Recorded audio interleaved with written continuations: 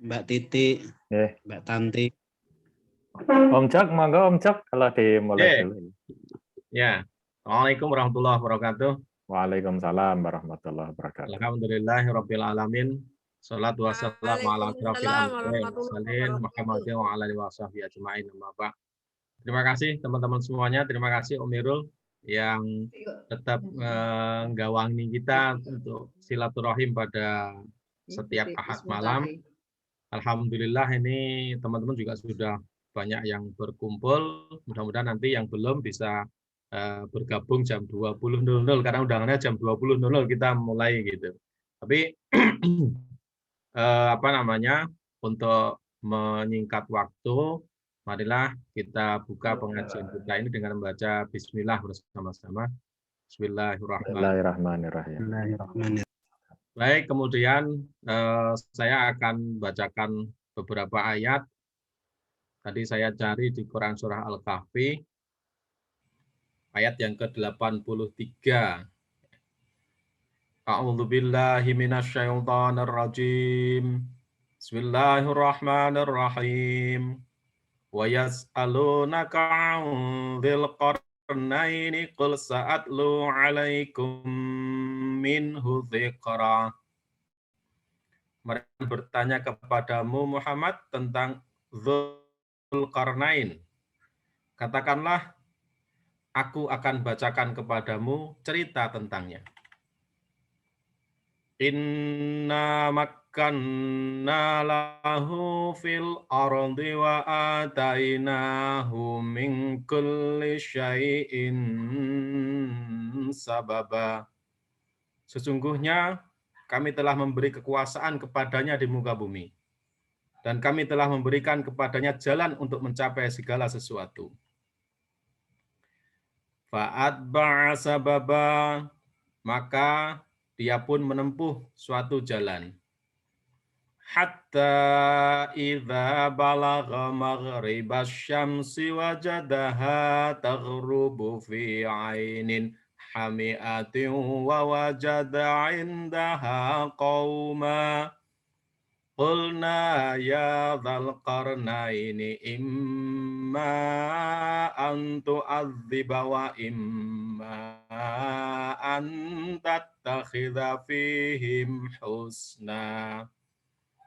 Hingga apabila dia telah sampai ke tempat terbenam matahari, dia melihat matahari terbenam di dalam laut yang berlumpur hitam, dan dia mendapati di situ segolongan umat.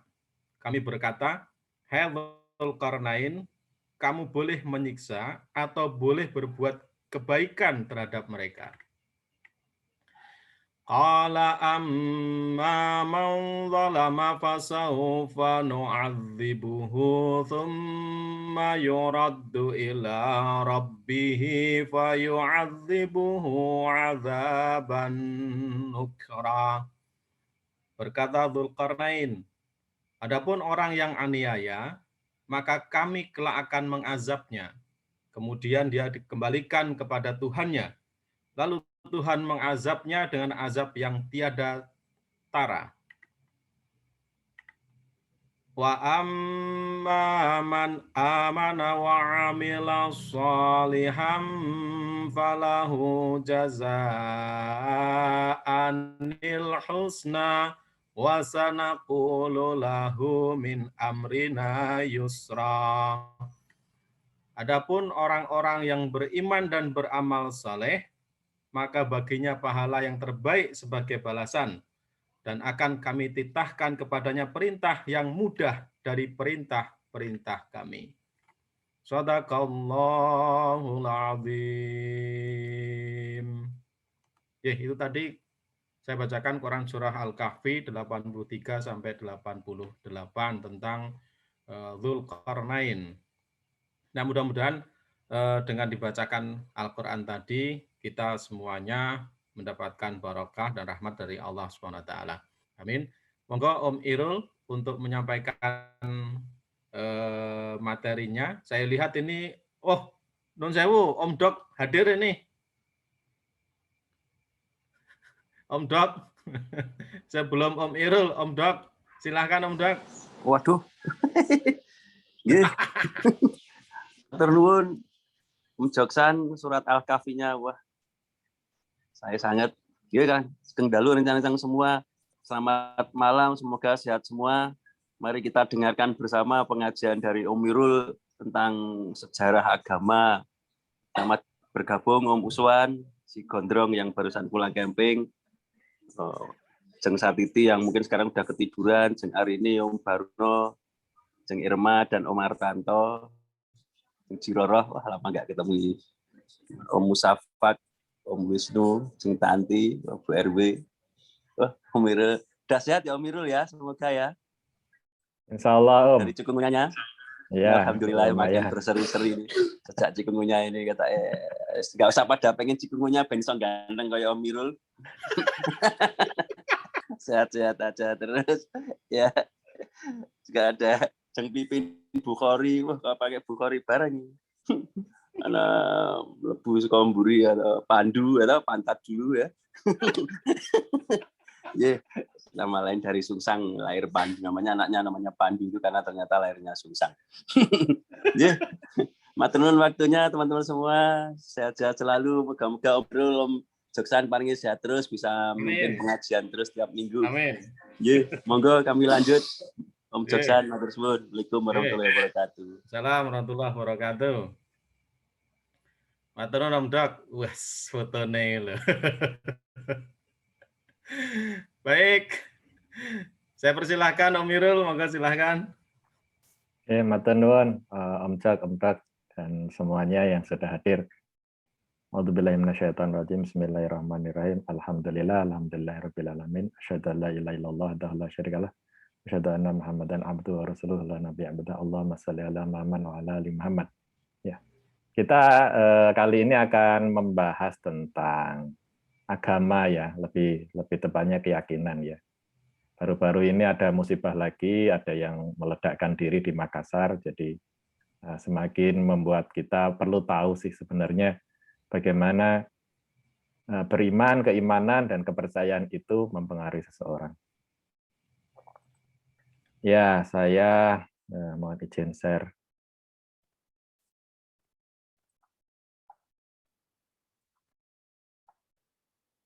Ya, sejarah agama. Ini sebenarnya sejarah dalam artian artefak yang ditemukan ya. Jadi kalau orang sejarah itu dia mencatat temuan, tapi sebenarnya tidak punya kewajiban interpretasi sih. Orang sejarah itu sebenarnya seperti itu. Tapi tentu saja tetap pengetahuan itu berdasarkan interpretasi. Nah, manusia dan agama ya. Agama sendiri bukan kosakata dari Islam, itu kalau tidak salah dia bahasa Sanskerta juga ya. Agama katanya kalau kata guru kita waktu SMA dulu itu artinya tidak guncang gitu kan ya. Agama. Nah, mengapa kita itu menganut kepercayaan ya atau beriman ya? Karena secara alami ya kita memerlukan jawaban atas hal-hal yang mustahil bahkan saat ini itu dipikirkan dengan akal ya. Jadi kalau bahasa saya itu orang itu beragama supaya tidak jadi gila gitu. Karena kalau enggak itu seumur hidup tidak menemukan jawaban ya. Jadi 3 pertanyaan alami yang biasanya menjadi pertanyaan seorang manusia adalah ada apa setelah mati? Dan kita melihat ada kematian ya. Orang-orang di sekeliling kita pasti kemudian bertanya-tanya, ada apa setelah mati? Ya. Dan agama itu menjawab kejadian setelah mati dari berbagai versinya ya. Agamanya orang Eskimo, agamanya orang India, agamanya orang Afrika, itu semua membahas kehidupan setelah mati. Kemudian ada pertanyaan berikutnya, menjelaskan hal-hal di dalam kehidupan ini yang apa ya, tidak intuitif ya. Ada orang yang lahir sampai meninggalnya itu sengsara terus gitu ya, di mata manusia sengsara terus gitu kan ya. Ada yang lahirnya itu cacat, ada yang lahir itu hidupnya itu enak terus gitu ya, anak raja dan seterusnya begitu kan ya. Jadi macam-macam itu. Sehingga logika itu juga sulit menjelaskan bagaimana kehidupan dunia ini gitu ya. Ada orang yang gampang hidupnya, ada orang yang tidak gampang hidupnya, ada orang yang sakit, ada yang kena musibah padahal dia orang baik dan seterusnya gitu ya. Jadi kontraintuitif itu. Ya, kemudian yang ketiga adalah pertanyaan tentang manusia itu sendiri. Jadi manusia pengen tahu saya itu sebenarnya apa gitu, dari mana dan ngapain gitu kan ya. Nah, sesuatu yang diulang-ulang setiap hari itu kan kita tahu itu bukan yang sesungguhnya ya.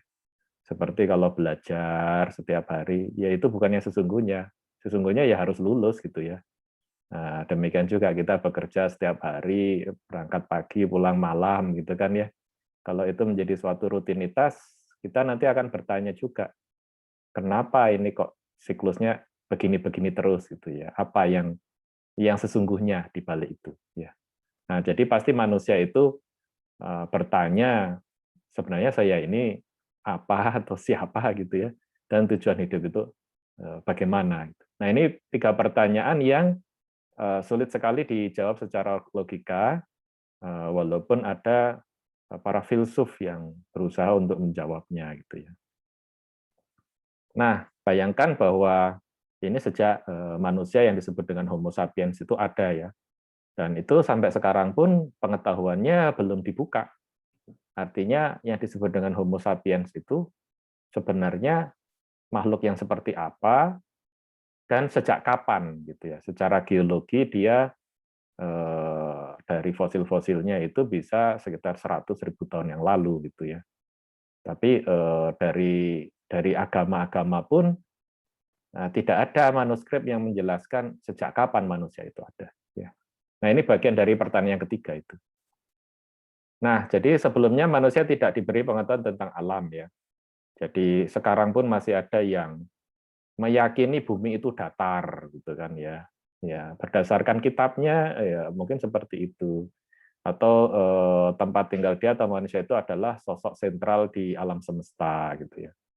Tapi pengetahuan yang dibuka perlahan-lahan manusia itu menemukan bahwa bumi ini sendiri ya ternyata bentuknya bulat seperti ini, itu kan ya. Ada benua-benuanya, ada airnya, dan ternyata ini ditemukan pada abad pertengahan ya istilahnya 1500-an ya. Bahkan sekarang sudah ada fotonya. Kemudian dari analisis radar astronomi ternyata kita itu ada di lengan dari salah satu galaksi ya, galaksi Milky Way ini ya. Kita hanya di salah satu lengan situ, ada matahari di situ, dan ada bumi kita ini. Jadi kita ini kecil sekali. Dan ini baru satu galaksi kita ya. Sementara pengamatan melihat galaksi-galaksi yang lain. Jadi ternyata manusia dulu memahami bahwa yang namanya super being itu, sesuatu yang lebih besar itu ada di langit itu ya. Langitnya sendiri ternyata adalah sesuatu yang sangat luas ya. Jadi bahkan galaksi kita itu satu di antara miliaran galaksi yang diperkirakan secara simulasi ya. Tentu saja salah ini, tapi ini pendekatan itu ya. Ada banyak ruang kosong di mana ada jalur-jalur di mana banyak galaksinya, ini disebut dengan dark matter gitu ya. Jadi ada daerah-daerah yang ada galaksinya dan ada yang kosong-kosong itu. Dan ini 350 juta tahun cahaya di setiap sisinya. Ini adalah pemodelan yang terbaru. Apakah ini benar atau salah? Ya kita tidak tahu gitu kan ya. Dari pengetahuan yang diberikan saat ini seperti itu. Nah, bayangkan kalau ini 10.000 tahun yang lalu. 10.000 tahun yang lalu bahkan kita itu mungkin tidak tahu yang namanya ada Australia, ada Asia, ada Afrika. Mungkin tidak tahu manusia saat itu karena sangat terbatas perjalanannya ya. Ya. Jadi yang menarik itu adalah di dalam dunia ini ya disimpulkan bahwa manusia menyimpulkan dirinya sendiri. Manusia adalah makhluk yang sadar atau sentient being ya.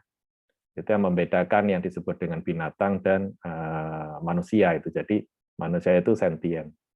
Nah, ini sendiri jadi pembahasan ini, apakah anjing itu sentient gitu ya? Apakah ikan itu sentien gitu ya, punya kesadaran seperti manusia atau tidak gitu ya.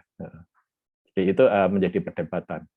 Karena secara moral kita itu tidak boleh apa ya istilahnya ya, mengorbankan yang sentient being ini ya. Jadi dia kelasnya beda, di atas dari animal, di atas dari binatang. Nah, jadi manusia itu mempunyai kemampuan menyadari dirinya sendiri, dan akhirnya muncul pertanyaan itu kan. Tapi ada pertanyaan-pertanyaan tidak dijawab, yang 3 tadi. Apa sih kehidupan setelah mati? Kemudian kenapa ada banyak fenomena di dunia ini yang susah dijelaskan, begitu kan ya, yang kontraintuisi. Kemudian manusia itu sendiri berasal dari mana dan mau kemana, itu ngapain ada di bumi sekarang ini ya. Nah, jadi akhirnya manusia berusaha meneliti ya. Nah, kita yang disebut dengan Homo sapiens sapiens ya. Homo sapiens sapiens yang sekarang disebut manusia itu adalah Homo sapiens sapiens. Itu dikelompokkan menjadi highly intelligent primates gitu ya. Yang secara struktur itu memiliki kemiripan dengan keluarga monyet atau disebut dengan hominids ya, atau great apes ya. Ini pendekatan ya untuk kita memahami kapan itu muncul yang disebut dengan agama gitu. Nah, penelitian ini cukup sulit dan kesimpulannya sampai sekarang tidak ada, yaitu tentang adanya missing link ya, missing link. Missing link itu tiba-tiba ada sapiens saja setelah generasi Homo Neanderthal, ya, Neanderthalis di Eurasia, ya, Neanderthalis itu.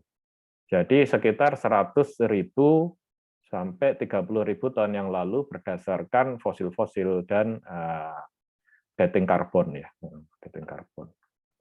Nah, diperkirakan bahwa sapiens ini muncul itu di Afrika dan kemudian terjadi out of Africa, jadi suatu gelombang penyebaran dari hominids ini ke daerah-daerah yang lain ya. Itu sekitar 50.000, 40.000 tahun yang lalu ya. Sampai di daerah Indonesia ini Oceania 40.000 tahun yang lalu. Dan Amerika 14.500 tahun yang lalu. Itu semua perkiraan berdasarkan dating karbon ya.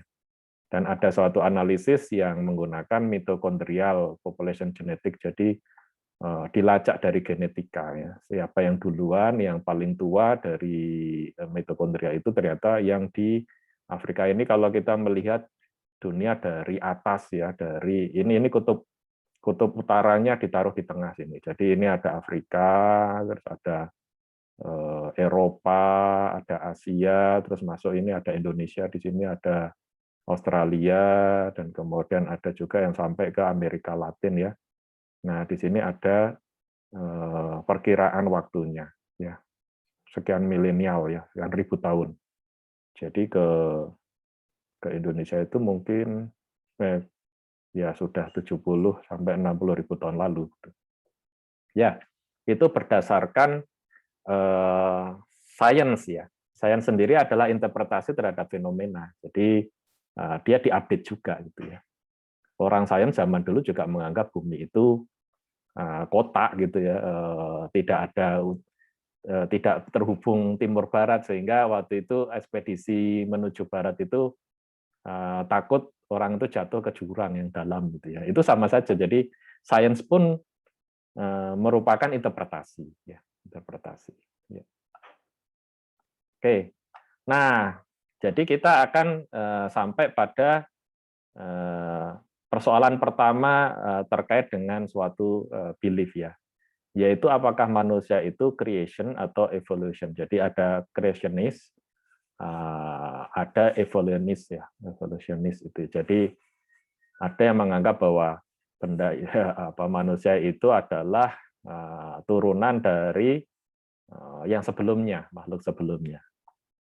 Tapi banyak kitab suci, terutama yang Semitik ya, yang dari Judeo-Kristen terus Islam itu ya, itu meyakini bahwa creation, jadi diciptakan, manusia itu diciptakan langsung, yaitu yang disebut dengan Adam ya.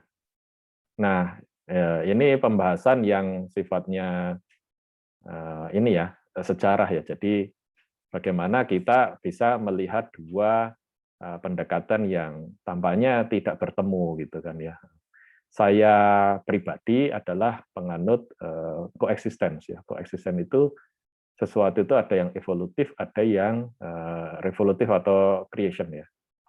Jadi sebuah handphone bukan berarti itu dari komputer gitu kan ya. Mungkin betul-betul baru begitu ya. Walaupun dia punya chip yang sama gitu. Itu sangat-sangat lazim ditemukan sesuatu yang betul-betul berbeda gitu kan ya. Jadi tidak harus merupakan turunan sebelumnya. Dan pengetahuan fisika modern termasuk juga pendekatan matematika menunjukkan adanya kemungkinan dimensi-dimensi lain ya selain yang kita huni sekarang yang 4 dimensi ini, di mana memungkinkan adanya makhluk-makhluk lain di dimensi yang berbeda. Ya, tapi itu bahasan yang lebih jauh ya secara fisika gitu. Jadi saya penganut bahwa memang manusia itu diciptakan itu sangat mungkin, tidak harus dia evolusi. Ya. Sampai sekarang tidak ada bukti yang disebut missing link itu ketika dari sapiens ini muncul itu bahwa dia turunan dari Neanderthal atau yang sebelumnya. Itu juga tidak ada. Ya. Jadi sama-sama tidak punya argumen yang kuat. Ya. Nah, di situ kemudian kita mulai mendudukkan apa itu kepercayaan ya. Kepercayaan adalah ya karena sesuatu yang tidak bisa kita jelaskan secara logis gitu ya. Maka kita masuk ke ranah percaya saja itu ya. Ya. Nah, archaeological evidence itu adalah bukti-bukti bahwa hominid tadi itu memiliki suatu keimanan ya. Dimulai sekitar 300.000 tahun yang lalu, kemudian pada zaman Paleolitik itu ya mereka membuat ini kan kayak patung gitu ya, lion headed figure ini manusia berkepala singa gitu. Jadi ini menunjukkan adanya suatu ciri keyakinan zaman itu. Jadi ada masa di mana pagan itu kemudian ada yang disebut dengan era saman. Saman itu dukun ya, dukun-dukun gitu ya. Jadi berhubungan dengan hal-hal yang spiritual ya. Tapi apakah saat itu sudah ada religi? Itu adalah pertanyaan yang sama dengan apakah saat itu sudah Homo sapiens? Jadi juga tidak jelas. Ini kan sampai sekarang pengetahuannya belum terbuka ya. Ya.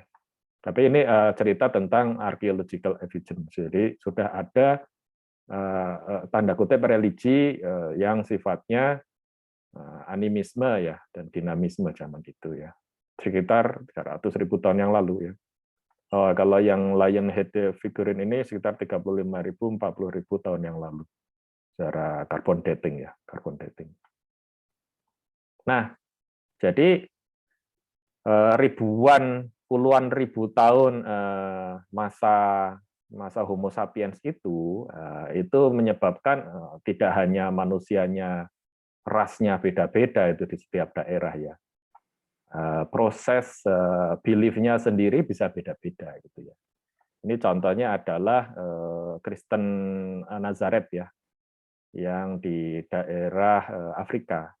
Jadi mereka juga ada pilgrimage, ada haji ya apa sih pilgrimage ya. Nah, mereka naik ke puncak apa ini Langakazi Holy Mountain ya. Jadi mereka ada ritual-ritual dari kepercayaannya ya. Dan ini masih ada sampai sekarang. Ya. Jadi kita tidak perlu kaget atau tidak perlu heran bahwa ternyata seperti kita mungkin baru tahu akhir-akhir ini bahwa bangsa Indonesia itu sukunya lebih dari 700 suku ya, bahasanya lebih dari 500 itu kan.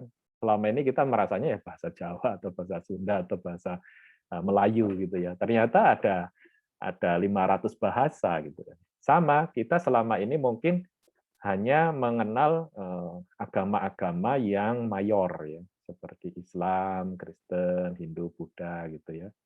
Itu yang mayor itu. sebenarnya ada banyak sekali yang kecil-kecil gini ya. Ini saya juga baru tahu dari internet ada Nazareth Baptist Church ini. Nah, ini Muslim ini juga digambarkan sebagai salah satu mayor religion ya, mayor religion yang paling besar itu dianggap ada 4 atau 5 gitu ya. Nah, kemudian ini ada juga ritual dari orang Yahudi gitu ya. Nah, Yahudi termasuk agama monoteis tapi dia bukan agama dakwah. Jadi agak aneh memang. Makanya tidak berkembang itu karena dia berkembangnya turun-temurun seakan-akan hanya untuk orang Israel gitu ya. Jadi dia bukan agama dakwah. Jadi lebih eksklusif gitu, lebih eksklusif.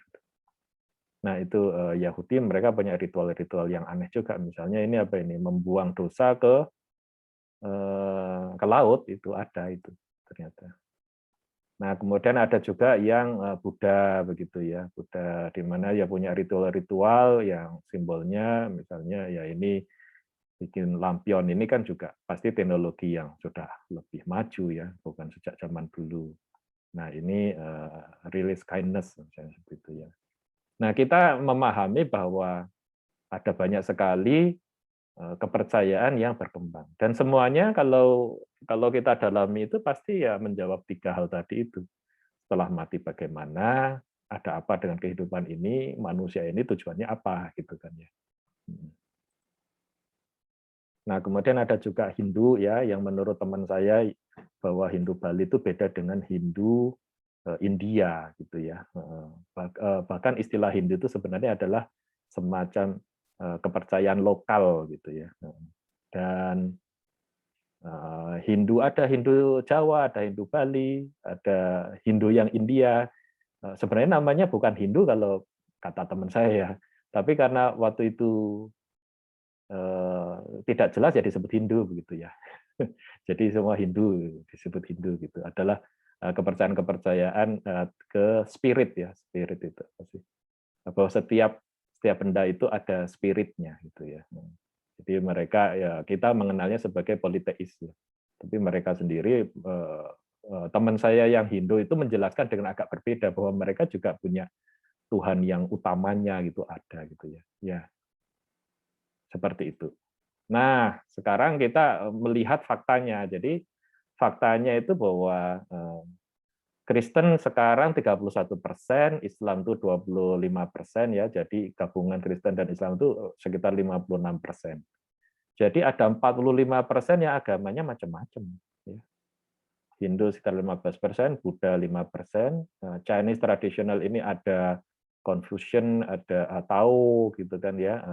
Itu ada 5% sendiri. Nah, ada juga agama-agama baru, saya juga baru tahu ya. Sikh ini ternyata agama yang baru ini. Ini monoteis ini di India dan berkembangnya di sekitar tahun 1500 ini malah setelah Islam ya. Bahkan ada sempalan dari Islam ini Bahai ini ada agama baru yang menganggap kelanjutan dari Islam ya. Mungkin kita baru tahu bahwa ada 5 juta orang mengikuti Bahai gitu kan ya. Jainism ini lebih ke Hindu, Shinto ini contohnya ini yang di Jepang ya, jadi dia spirit ya, spirit itu spiritual being. Jadi apa sih spirit itu? Ya ada yang menyebutnya siluman. Saya juga pernah bertanya apa bedanya siluman dan dewa gitu ya. Dan teman saya yang Hindu pun tidak bisa menjelaskan dengan jelas kenapa ada dewa, para dewa, tapi ada juga yang dewa utama yang Brahma, Wisnu dan seterusnya itu. Jadi cukup rumit ya. Nah, jadi ada banyak sekali, bahkan sekarang juga Kristen terutama misalnya ya itu ada yang Scientology dan segala macam, karena dia mulai tidak puas dengan tafsir masa lalunya gitu. Jadi mulai ya kita tahu bahwa agama itu ada kitabnya, tapi ada tafsirnya gitu. Dan tafsirnya itu kadang-kadang kemudian faktanya berubah gitu ya tafsirnya. Ya, jadi Islam saja itu hanya 1/4 dari 7 hampir 8 billion orang ini. Dan itu memang banyak di Indonesia, Timur Tengah dan Afrika Utara. Selebihnya ini kebanyakan adalah Kristen. Dan kemudian di Asia ini ada yang sebenarnya adalah agama-agama seperti Konghucu dan yang lain-lain itu Tuhan itu semacam force ya Jadi ada kekuatan tapi tidak disebut Tuhan secara zat ya khusus ya. Mereka alirannya force gitu istilahnya gitu ya.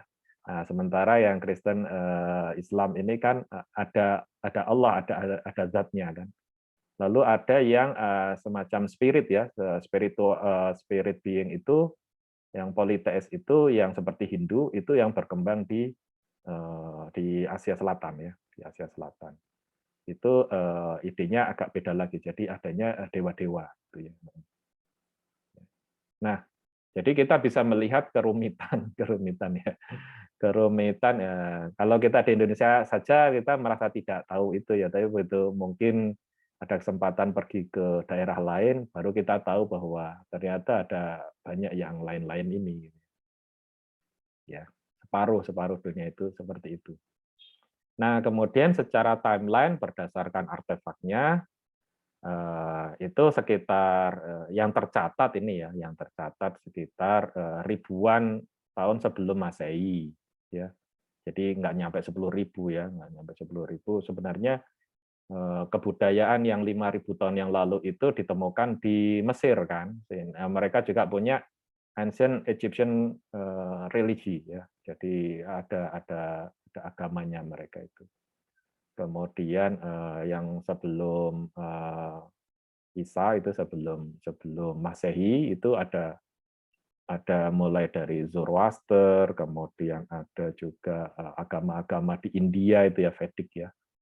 Kemudian juga kisah Musa itu ya yang kemudian ada seseorang itu yang kemudian membuat menjadi agama Judaism itu sendiri ya. Kemudian ketika berkembang Romawi dan Yunani itu ada agamanya juga gitu ya, yang mengenal dewa-dewa seperti Jupiter, Zeus dan yang lain-lain itu. Kemudian ini di sini Islam itu ya, itu sekitar 500 Masehi ya. Kemudian ada religi di di Amerika Selatan, Maya religion ini juga berkembang pada saat itu. Nah, kemudian ada yang baru-baru, jangan dikira sekarang ada yang baru ya, seperti Sikh itu di sekitar 1.500 ya. Bahai ini yang mengaku penerus dari Isa dan Muhammad itu Abdul Baha itu ternyata berkembang juga di akhir 1800 itu bahkan ya. Nah, sehingga ini kan dipersekusi lah istilahnya di daerah Persia sana. Akhirnya dia menyatakan kami bukan Islam tapi Bahai gitu ya supaya nggak diganggu gitu. Itu ada itu dan ada tempat ibadahnya sekarang. Jadi ada kelompok-kelompoknya ini kan, ada yang berkembang di Cina, ada yang berkembang di India gitu kan ya. Nah, jadi ternyata banyak sekali ya.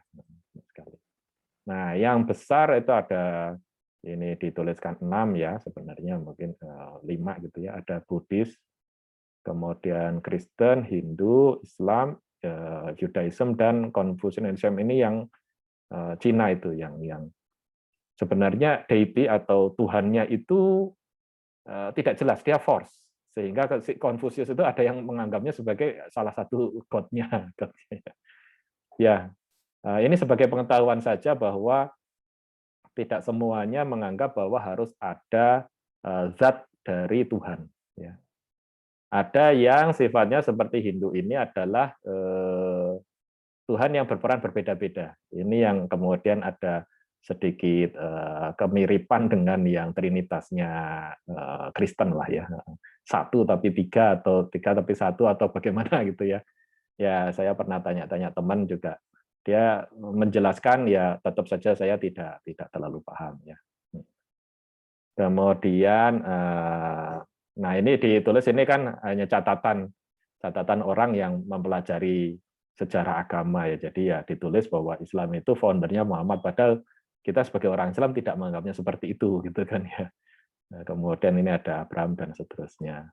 Kemudian ada kitab-kitabnya ya. Nah, kitab-kitabnya, kecuali yang Hindu ini tidak jelas yang mana begitu, tapi mereka mempunyai Veda ya, yang muncul di sekitar berapa tadi, 500 tahun sebelum, hampir 1.500 tahun sebelum Masehi ya.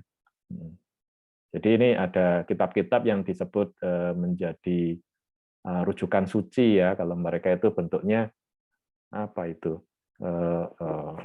apa ya, sutra atau apa istilahnya begitu kan ya.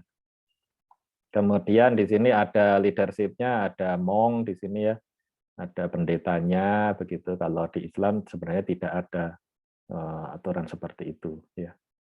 Kemudian basic belief-nya ini kan kita bisa lihat juga berbeda-beda. Buddha itu lebih ke bagaimana sesegera mungkin keluar dari samsara gitu sehingga Anda masuk ke nirvana. Tapi tidak jelas deity-nya apa Tuhannya. The Buddha didn't teach a personal deity. Jadi kalau ditanya orang Buddha Tuhannya bagaimana, pokoknya kita lulus dari samsara ini masuk ke nirwana gitu. Ya. Kalau yang Kristen, Islam, Judaism ini jelas ya ada Tuhannya gitu. Konfusianisme ini force gitu ya. Hindu ini lebih ke politeis ya. Dan masih ada lagi yang lain-lain pecahannya gitu kan ya, ini hanya sebagian saja ya. Bahkan Kristen pun punya banyak aliran gitu ya, sekte atau apapun disebutnya. Nah, ini adalah yang dikumpulkan oleh para pembelajar agama gitu ya, sejarah agama, bahwa teism itu adalah suatu keyakinan adanya supreme being atau deities atau Tuhan gitu ya istilahnya ya. Itu terbagi menjadi seperti ini. Pertama adalah monotheism ya. Monotheism belief bahwa only one deity exists. Tuhan itu hanya satu ya. Nah, di sini ada Kristen, Judaism, Islam, Bahai ini yang juga sebenarnya mengaku lanjutan Islam itu ya. Sikh itu, Zoroaster itu ya. Ada Ekankar ini saya juga tidak tahu nih. Zoroaster ini jelas ya yang api itu ya. Ya, Sikh itu ternyata juga monotheism ya. Kemudian polytheism ini yang belief bahwa lebih dari satu god ya. Ya, kita tahu seperti Hindu tadi ya. Polytheism is not just the belief that there are multiple gods, it usually includes belief in the existence of specific pantheon of distinct deities. Jadi memang mempunyai fungsi yang berbeda gitu ya. Ada yang hard polytheism ini ya, yang ada dewa-dewanya itu di kalangan Helenisme, kemudian Yunani kuno dan Egypt ya, itu kan ada dewa macam-macam. Nah, ini menjadi menarik ini karena surat tentang Zulkarnain tadi ada yang mengaitkan dengan Alexander the Great ya. Dan kemudian itu kan Helenisme ya. Kemudian juga bahkan ada yang mengatakan Plato dan Aristoteles itu mempunyai ciri-ciri sebagai orang yang bertuhan monoteisme gitu ya. Jadi ada, ini kan sejarah, jadi kita tidak pernah tahu yang sesungguhnya, dia dicatat saja ya. Nah, yang jelas ada kuil-kuilnya yang orang Yunani, Egypt ini kan jelas-jelas ada dewa-dewanya ya. Jupiter lah atau apa begitu ya, macam-macam. Lalu ada yang soft polytheism, gods of being subsum into a greater whole. Jadi ini Tuhan yang satu tapi bisa berwajah tiga gitu ya. Nah, contohnya di Hindu kan. Hindu itu ada Brahma, Siwa, Wisnu gitu kan ya. Nah, itu kan sebenarnya satu tapi ya bisa tiga gitu. Jadi ya itu disebutnya soft polytheism ya. Nah, polytheism juga bisa dibagi dengan bagaimana mendefinisikan Tuhannya itu ya. Ada henotheism, there are maybe more than one deity, but only one is worship. Jadi banyak tapi satu saja yang dipilih. Contohnya Zoroaster ini. Zoroaster itu jadi ya poli tapi mono gitu ya. itu Zoroaster ya. Ada Cathenotheism ya, more one deity but only one deity is worship at time or ever. Jadi bisa pindah-pindah kalau yang ini tuh ya. Saat ini dengan dewa yang mana, besok dengan yang mana, atau terus dengan yang sama boleh gitu ya. Jadi kayak memilih kan, kalau kita lihat di cerita-cerita wayang itu juga Mahabharata dan segala macam itu ada yang worship-nya ke salah satu dewa saja gitu kan ya. Kemudian monolatrism ini lebih dari satu, only one is worthy of being worship, most of modern monastic ini seperti ini. Jadi ini mirip dengan henotheism ya. Tapi ini mungkin ada sedikit beda lagi. Saya tidak mendalami itu, kita sekedar tahu bahwa ada yang meyakini seperti itu. Kemudian kita tahu, kita belajar juga ternyata ada yang pantheism. Pantheism dan panentheism ini intinya adalah Tuhannya itu menyatu dengan universe-nya itu sendiri ya. Jadi kalau yang di sini itu contohnya apa ya? Ya, ibaratnya begini, kalau ada sebagian orang yang suka mengutip Zen atau Hindu atau apa begitu, ya ikan itu sering bertanya mana airnya, padahal dia hidup di dalam air gitu kan ya. Nah, kadang ada juga yang Tuhan itu di mana, ya Tuhan ini seluruhnya itu termasuk di dalam diri Anda gitu kan ya. Nah, itu pantheism itu maksudnya sebenarnya. Kemudian ada panentheism, like pantheism, the belief of the physical universe is joined to a god or gods. Also believe that divine pervades and interpenetrates every part of universe. Jadi kalau misalnya nanti ketemu di YouTube itu ada Spinoza gitu kan ya, para Spinoza, dia itu panentheism itu. Jangan kaget dia punya teori tentang Tuhan yang sifatnya kayak force itu, force ya. Ya, jadi pantheism may be understood type non-theism ya. Ini sekedar penjelasan ya tentang God yang menyatu ya.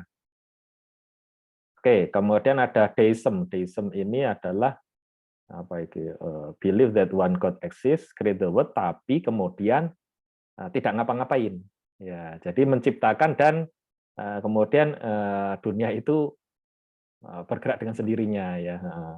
Jadi dia reject supernatural event seperti prophecies ya, jadi kenabian dan itu enggak, mukjizat dan segala macam itu dia tidak meyakini ya, itu deism ya.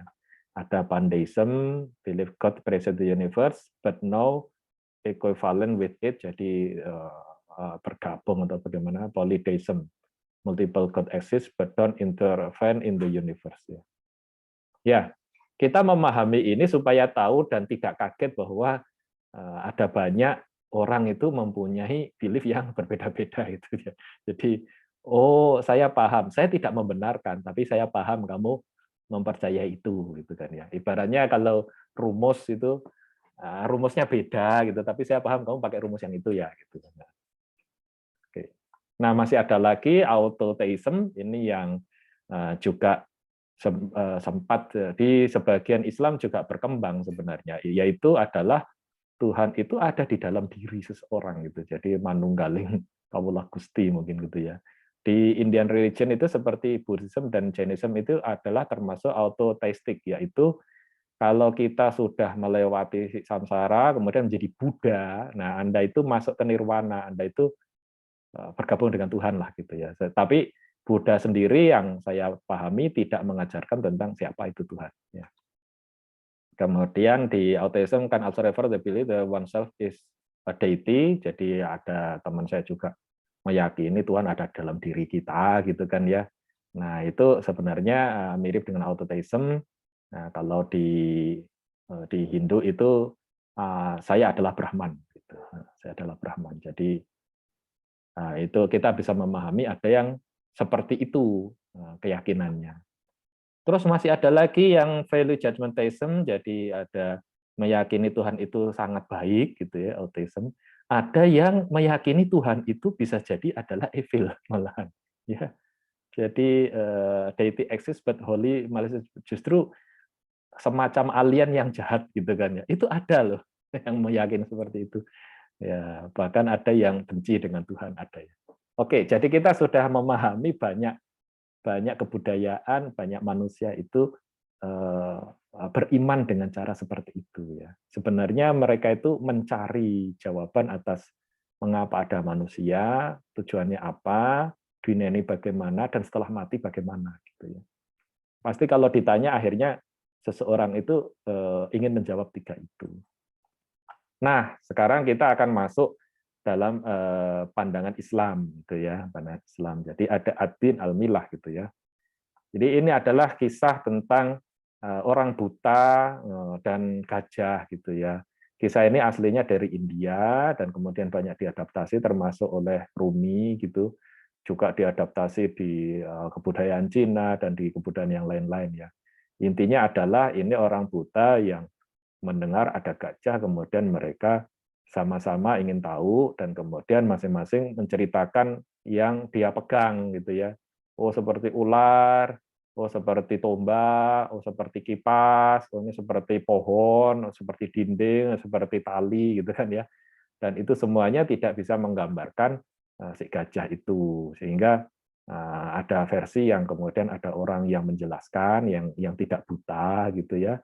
Ada versi juga yang kemudian sepakat tidak usah dibahas, kita sama-sama hanya mengetahui sebagian. Itu versi ceritanya ya. Kita bisa lihat di Wikipedia itu tentang Six Blind Persons and Elephant gitu ya.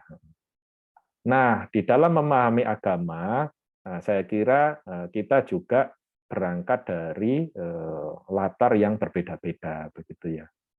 Nah, bagaimana di dalam Islam ya? Jadi dalam Islam ada dikenal ad-din dan dikenal juga al-milah itu, al-milah. Jadi ad-din dan al-milah adalah istilah Islam yang dalam bahasa Indonesia dua-duanya diartikan agama. Padahal ini pada asalnya memiliki sedikit perbedaan ya. Contohnya ya dinul Islam ini agama Islam, tapi juga milah Ibrahim itu juga agamanya Ibrahim gitu ya. Nah, penjelasan sederhananya adalah milah digunakan ketika dihubungkan dengan nama nabi yang kepadanya agama itu diwahyukan. Ini biasanya berkaitan dengan ritualnya, ya, dengan ritual. Jadi milah Ibrahim itu ritual yang dijalankan oleh Ibrahim. Ya, kalau kita ingat kisah Ibrahim itu tidak diajari loh, tidak punya guru, tidak mengikuti nabi yang sebelumnya, kan tidak ada kisahnya. Ibrahim kan diwahyukan dalam pencariannya dia sendiri gitu kan ya, yang diceritakan di dalam Quran. Jadi Ibrahim tidak dijelaskan mengikuti agamanya Hud atau Nuh atau apa gitu, enggak kan. Ya. Jadi milah Ibrahim itu adalah pengetahuan keimanan yang diberikan kepada Ibrahim dan ritual yang dijalankan oleh Ibrahim. Din digunakan ketika dihubungkan dengan suatu agama ya. Jadi kalau misalnya kita bertanya ke teman-teman kita yang belief-nya, imannya beda, mereka juga merasa itu agama. Nah, di dalam Islam itu disebut dengan din yang berbeda-beda. Jadi kalau kita balik lagi, teism ini adalah din-din.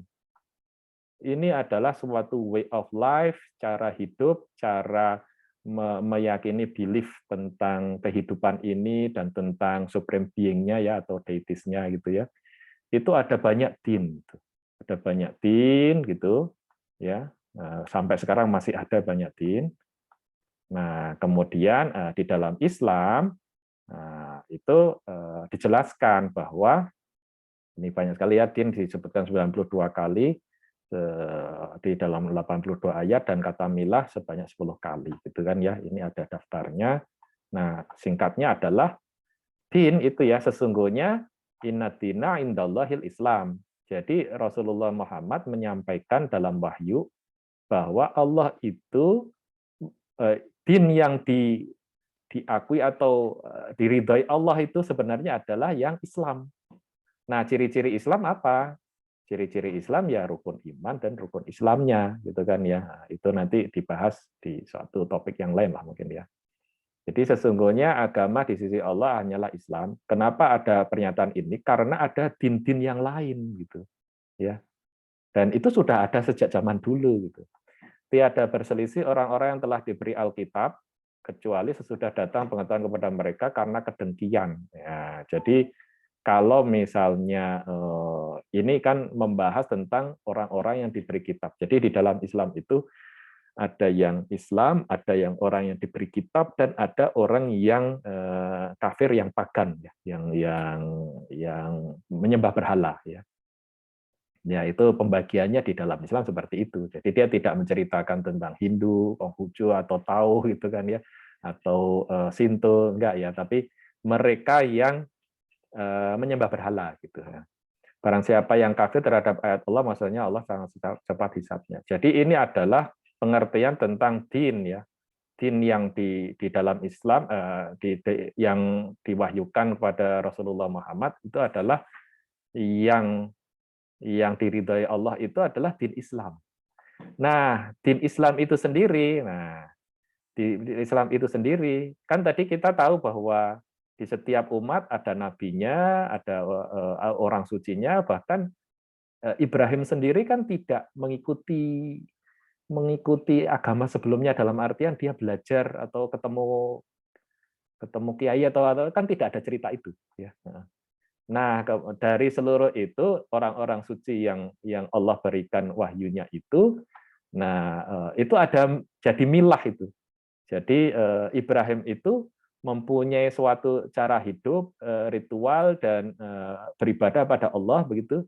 Dan itu yang dipilih Allah, diwahyukan kepada Rasulullah Muhammad, kamu ikuti caranya Ibrahim itu. Di antara mungkin puluhan ribu turunan dari din yang monoteis, tapi milahnya beda-beda. Ya, mudah-mudahan kebayang ya.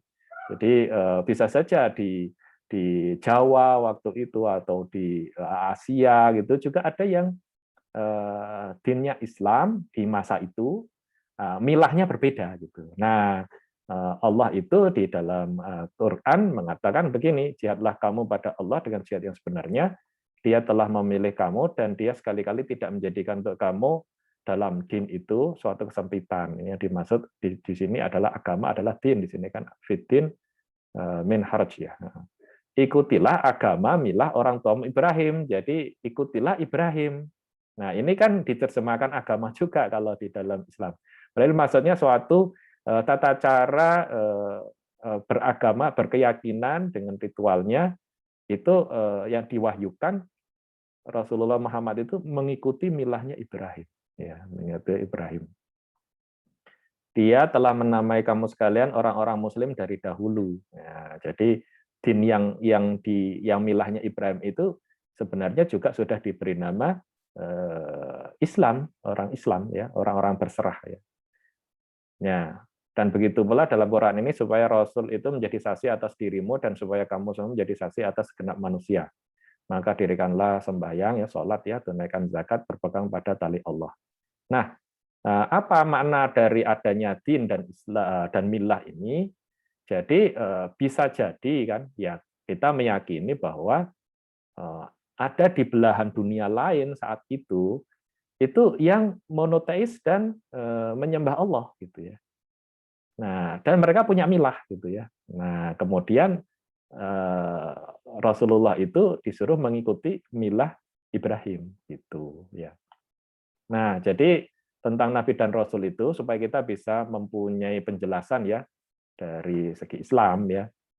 Kenapa ada banyak sekali kepercayaan tadi itu. Ini ada beberapa hadis sih, saya ambil satu saja yang dari HR Ahmad, ya. Walaupun ini didhaifkan, ini ada catatan dia didhaifkan oleh Ibnu Katsir gitu kan, ya. Pernah bertanya Abu Umamah, aku berkata, wahai Rasulullah, ada berapa jumlah nabi? Rasulullah menjawab, nabi ada 124.000, ya. Ada di hadis lain 120.000. Ada di hadis lain tidak disebutkan, tapi Rasulnya sekitar 300. Jadi mereka sangat banyak. Nah, ini sesuai dengan ayat Quran bahwa di setiap umat itu Allah itu sudah mengirimkan nabi, ya.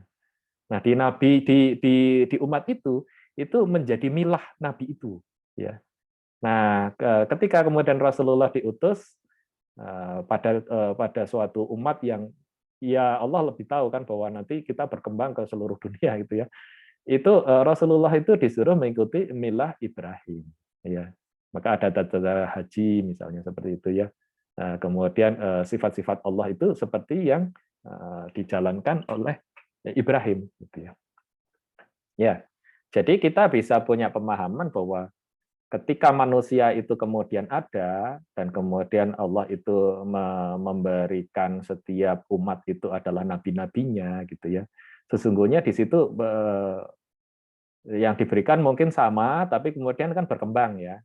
Sekarang aja satu info bisa berkembang ya. Jadi bisa ditambah-tambahin kan, ada yang pengen lebih bagus kemudian menambah ya. Sebenarnya itu kan tidak pantas ya kalau untuk religion ya. Itu kan bertambah-tambah begitu kan ya. Nah, yang disuruh kita mengikuti itu adalah milah Ibrahim. Itu ya, milah Ibrahim. Jadi Islam yang milah Ibrahim gitu. Ya, kira-kira seperti itu. Dan sekarang kita tidak perlu kaget bahwa setiap umat itu masih ada yang memiliki kepercayaan yang berbeda-beda ya. Ada yang Kejawen ini, ada Sunda Wiwitan, ada apa gitu kan ya. Ini ada di mana lagi di daerah Cina ini orang Eskimo mempunyai sendiri kepercayaannya, orang Afrika punya kepercayaan sendiri. Dan itu akarnya itu sama tuanya dengan kebudayaan manusia itu sendiri. Nah, bagaimana kita itu sebagai Muslim itu memandang itu ya. Jadi pertama bahwa kita sendiri bersyukur setiap Muslim itu kan sudah diberi beriman pada Allah gitu kan ya. Kita kan mengikuti Rasulullah Muhammad gitu ya. Jadi kita beriman. Kita tidak bisa menemukan jawaban itu secara logika ya. Tapi kemudian bahwa yang saya pahami sendiri misalnya ya, dengan kemajuan zaman, kemajuan pengetahuan ilmiah, itu ketauhidan atau konsep tentang Tuhan Islam itu paling konsisten dan kokoh gitu ya. Jadi tidak pernah diwujudkan dalam bentuk berhala, tidak pernah diwujudkan mungkin dalam bentuk makhluk gitu kan ya, apakah itu spirit di binatang ataupun manusia gitu ya. Allahnya Islam itu yang disampaikan oleh Muhammad itu kamu tidak bisa bayangkan itu. Jadi bahkan lebih gede gitu dari semesta ini. Sehingga ketika kita menemukan bukti-bukti pengetahuan sains itu tidak menggoyahkan zat tentang Allah itu sendiri, sifat-sifat tentang Allah itu. Beda misalnya ada yang menganggap Tuhan dulu ada di matahari. Lah ternyata matahari cuma kumpulan gas hidrogen saja gitu kan ya. Jadi kan sudah mulai guncang gitu ya. Oh, ternyata salah saya gitu kan ya. Interpretasinya salah itu. Itu ada terjadi. Atau misalnya kepercayaan yang lain ya. Jadi setiap kepercayaan tentu saja punya argumennya sendiri dan tidak suka untuk disalahkan ya. Kita tidak pernah. Nah, dan di dalam Islam sendiri, di dalam Quran kita tidak boleh istilahnya itu menghina Tuhan yang lain gitu ya. Karena itu bisa membuat orang lain juga akan menghina Allah tanpa pengetahuan gitu ya. Saya lupa untuk mengutip ayatnya ya. Tapi kita tahu dan memahami ya, tidak membenarkan ya, memahami ketika ada yang percaya seperti itu. Oh ya, saya tahu itu ya, ada sejarahnya begitu kan ya. Nah, di dalam Islam sendiri ini saya merumuskan sih supaya mudah jadi 3 misi hidup manusia. Kalau di dalam Islam itu mengenali Allah dan berserah diri kepadanya itu salah satu misi hidup ya. Kemudian menjadi khalifah gitu ya, memakmurkan dunia. Jadi Muslim itu harus menjadi pengatur yang baik yang membuat semua itu merasa Islam itu rahmatan lil alamin gitu. Kemudian yang ketiga adalah menyelamatkan jiwa dengan mengajak kedua hal tersebut. Nah, ini yang disebut dengan fungsi tugas sebagai dakwah ya. Jadi tidak pernah bisa kita itu mengubah keyakinan orang lain dengan kekerasan, itu nggak mungkin itu. Orang itu mengikuti itu karena kekaguman. Jadi kita mengikuti Rasulullah Muhammad itu karena kagum dengan beliau, kesucian beliau gitu kan ya. Jadi dengan ditunjukkan ciri-ciri kenabiannya. Dan memang Rasulullah itu digambarkan adalah orang yang sangat baik gitu kan ya. Jadi tidak pernah karena sesuatu yang menakutkan gitu ya. Dan kenyataannya pada zaman Rasulullah dan zaman-zaman Khulafaur Rasyidin dan yang lainnya, yang agamanya lain itu ya dijamin aja keselamatannya. Itu tidak ada kaitannya karena sifat dari yang nomor 3 itu ikut menyelamatkan jiwa itu dengan menghimbau, dengan apa, memberitahukan, ya, memberitahukan. Nah, jadi saya mengutip di Ali bin Abi Thalib bagaimana kita bisa hidup dengan seluruh manusia yang lain itu. Ini pesan Ali bin Abi Thalib pada gubernurnya yang di Mesir katanya ya. People are two types, jadi orang itu ada dua, gitu ya. Kalau dia bukan saudaramu di dalam iman, ya, dia adalah saudaramu di dalam kemanusiaan. Gitu. Jadi ya kita harus adil. Ini sebenarnya pesan dari Ali bin Abi Thalib supaya kita memandang manusia itu dengan adil dan tetap bersikap adil walaupun dia agamanya beda atau keyakinannya beda dengan kita. Ya, kira-kira begitu. Ya, mari kita lanjutkan dengan diskusi ya. Silakan kalau ada pertanyaan. Mohon maaf ternyata lebih waktunya. Nah, ini ada masuk ke Basuki ya. Agama Kristen mengenal konsep Tritunggal yang maksudnya Tuhan memiliki 3 pribadi, Bapa, Putra, dan Roh Kudus. Maksudnya Tuhan yang sebenarnya yang mana? Menurut teman saya yang orang Kristen, jadi itu kayak peran lah ya, satu tapi bisa berperan, bisa berwujud dari 3. Nah itu kan juga beberapa ratus tahun setelah Isa ya. Jadi itu di Kristen sendiri ada berbagai tafsir, ya ada berbagai tafsir. Tapi kebanyakan teman saya mengatakan bahwa Tuhan yang anak itu adalah perwujudan Tuhan Allah yang menebus dosa manusia. Ya itu kepercayaan mereka ya. Kita tidak bisa, ya kita bilang bahwa saya tidak sepakat. Saya menurut Rasulullah Muhammad itu salah gitu ya. Tapi ya kalau kamu beriman seperti itu ya silahkan begitu ya. Tapi Allahmu itu adalah Allah yang berbeda dengan Allahku, karena Allahku itu dicirikan dengan sifat-sifat. Jadi di Islam itu yang esensial dari apa tauhid itu adalah zat Allah itu tidak pernah diwujudkan dalam bentuk analogi makhluk, tapi hanya sifat-sifatnya. Dan itu kalau bagi saya pribadi ya, itu yang kokoh gitu ya. Ketika kemudian ditemukan pengetahuan sains yang baru, itu tetap kokoh itu bahwa zat Allah itu ya nggak bisa diganggu-gugat, ya ada dan memang tidak berwujud seperti makhluk gitu. Dimensinya terlalu tinggi gitu. Nah kalau teman kita yang lain meyakini yang berbeda ya itu keyakinan mereka. Kita tidak memasalahkan. Kita tidak membenarkan, tapi kita memahami kenapa itu dipahami seperti itu. Jadi kalau kata teman saya yang Kristen, tunggal, tapi bisa muncul dalam apa ya, sosok kebutuhan tertentu gitu kan ya. Nah, saya tidak terlalu paham, saya tanya berkali-kali, tapi kira-kira seperti itu.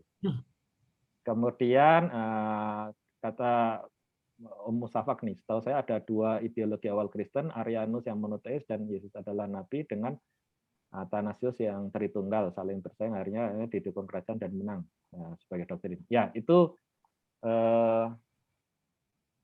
sejarahnya ya. Jadi katanya misalnya Newton itu adalah Arianisme gitu kan ya. Tapi itu adalah masalahnya agama mereka. Di Islam sendiri itu banyak sekarang tanda kutip milah-milahnya gitu ya. Ya ada Sunni, Syiah, ada sekarang Bahai itu mengaku sebagai lanjutan dari Muhammad itu. Kemudian ada Ahmadiyah, ada pusing kita juga dengan seperti itu.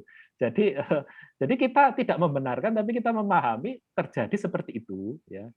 Nah, sikapnya bagaimana? Kalau saya bersikap seperti yang dipesankan di Quran, tu anfusakum wa ahlikum nar. Jadi fokus dulu menyelamatkan diri kita dan keluarga kita.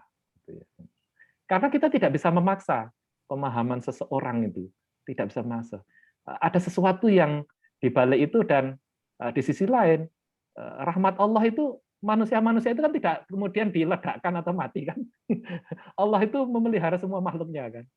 Sehingga kita tidak tahu misi hidup kita, ya kita fokus ke yang kita sendiri gitu ya. Jadi memang ada lebih rumit lagi. Jadi di Kristen itu ada lebih rumit lagi. Bahkan sekarang misalnya Scientology itu juga jadi masalah karena Kristen Scientology itu yang berbasis scientific mengatakan bahwa supreme being itu adalah alien lah, kira-kira seperti itu ya. Itu yang sekarang termasuk tokohnya itu Tom Cruise dan yang lain-lain gitu kan ya. Itu juga suatu tafsir. Mormon beda lagi gitu kan ya. Jadi ada banyak sekali itu presbian ada segala macam itu ya. Ya kita memahami bahwa agama mempunyai sejarahnya ya, mempunyai sejarahnya. Oh ini kata Om Soka kalau berdoa ditujukan ke Tuhan yang mana ya ketiga-tiganya itu sebagai kesatuan kalau kata temannya Kristen ya. Jadi ada sebagian ya kalau saya baca di catatan di internet itu baik Yudaism dengan Islam itu menganggap Kristen tidak lagi monoteis. Ya. Tapi tentu saja orang Kristen tidak setuju itu. Karena menurut dia itu satu tapi tiga gitu ya. Itu seperti kalau di Hindu mereka juga Allah yang Esa itu adalah bisa tunggal berwajah Brahman, Brahma, Siwa dan Wisnu gitu kan ya. Tergantung fungsinya. Ya itu keyakinan ya, keyakinan. Ada pertanyaan silakan, bebas loh, karena kita kan mendekati dengan tafsir yang netral ya, netral. Iya. Silakan. Bagaimana dengan Syiah? Ya, silakan. Monggo, Om. Terus ke dulu Om Irul. Oh ya. Bagaimana dengan Syiah? Bagaimana dengan Syiah ya? Jadi Syiah itu sekarang sekitar 10-15% dari yang disebut dengan Islam ya. Milahnya mereka mengikuti Ibrahim juga kan ya, haji dan segala macam, sholatnya juga sama kan. Perbedaannya adalah ketika di satu masa mereka mengikuti suatu hadis yang bagi mereka ya benar ya, di kita yang Sunni mungkin tidak sepakat tentang adanya keimaman ya. Jadi sekarang Syiah itu 80-an% dari Syiah yang 15% dari yang Islam tadi itu yang mengaku Islam ya. Itu yang Syiah 12 imam. Lalu ada Syiah yang Ismaili. Itu ternyata ada yang dinasti Fatimid itu kan, atau yang seperti siapa itu, yang Suriah itu kan Syiahnya Ismaili itu ya. Jadi yang itu dia tidak mengikuti 12 imam. Kalau yang itu yang Syiah yang terutama di Iran itu adalah yang mengikuti 12 imam. 12 imam itu ya dari Ali sampai siapa gitu saya tidak tahu ya. Nah, mereka apa ya? Penafsiran agama itu mengikuti imam-imam itu. Ya, kira-kira seperti itulah ya. Kalau kita kan dikumpulkan, kalau yang Sunni kan dikumpulkan dalam hadis-hadis, dan kita ada imam mazhab, tapi bukan imam yang dimaksud seperti di Syiah. Nah, apakah Syiah itu bisa mengaku Islam?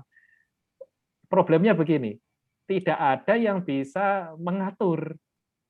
Ya, tidak bisa mengatur, misalnya Ahmadiyah mengaku Islam, kemudian Syiah mengaku Islam gitu kan ya.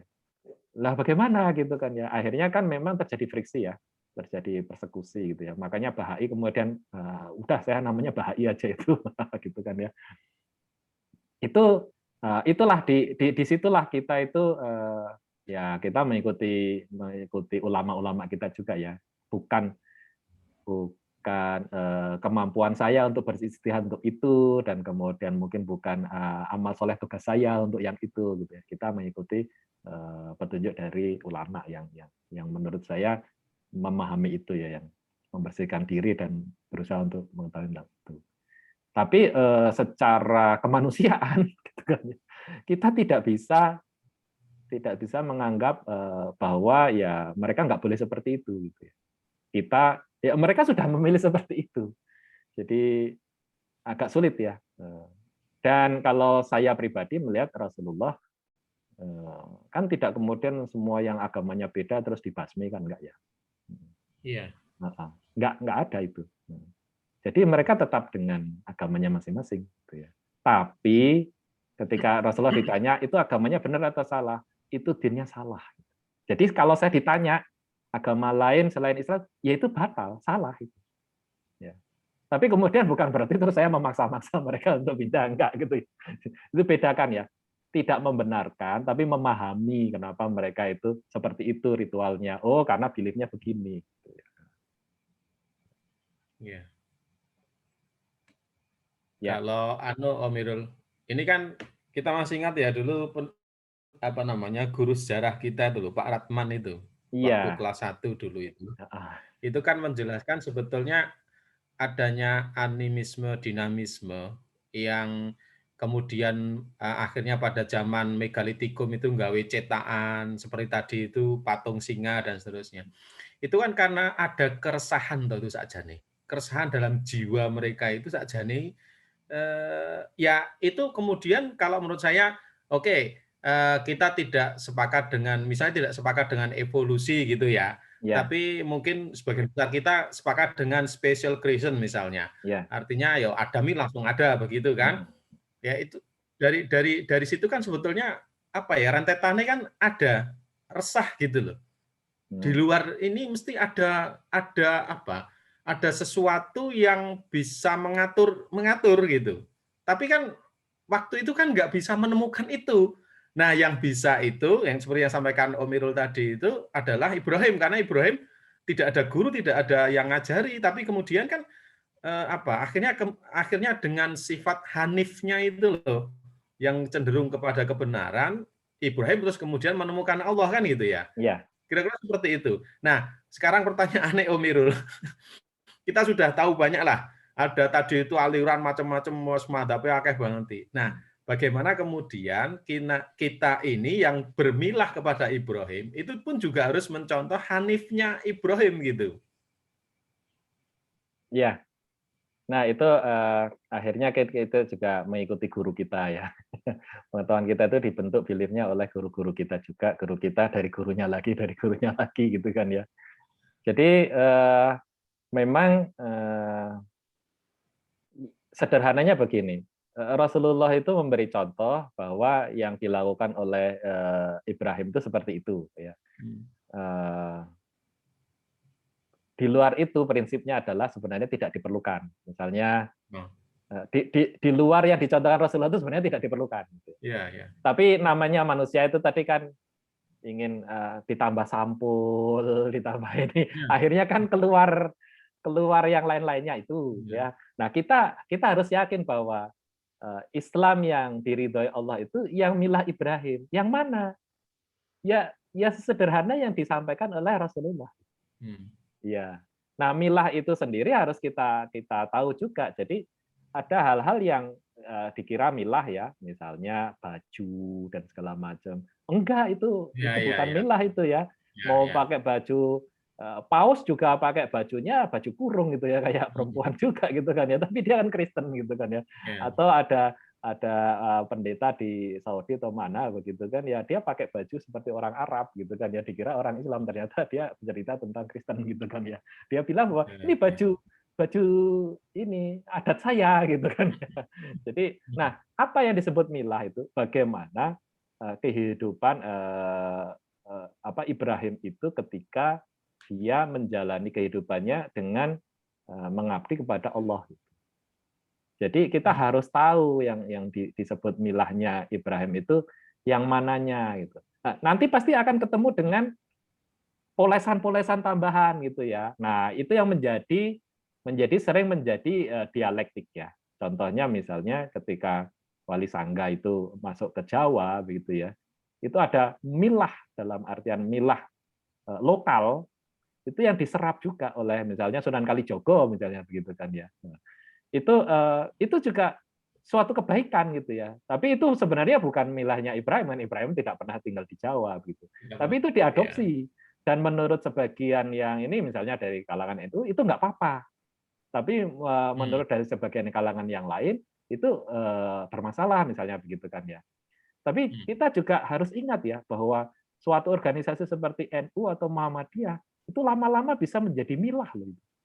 Karena di situ ada mazhab yang kemudian diikuti dan seterusnya, akhirnya menjadi suatu ciri gitu kan ya. Nah, kita kembali lagi ke milah Ibrahim gitu. Selama dia itu milah Ibrahim, ya itu boleh di itu yang kita lakukan maksudnya begitu kan ya. Iya. Ya, tidak mudah ya. Kita sendiri ini berangkat dari sekolah yang berbeda-beda gitu kan ya. Sehingga saya sekolah Muhammadiyah, belajar sama bapak saya ngaji, kemudian NU, kemudian saya di Salman itu ketemu dengan macam-macam kan ya. Ya mulai dari tarbiyah lah atau apa, HTI, macam-macam lah ya gitu ya. Dengan berbagai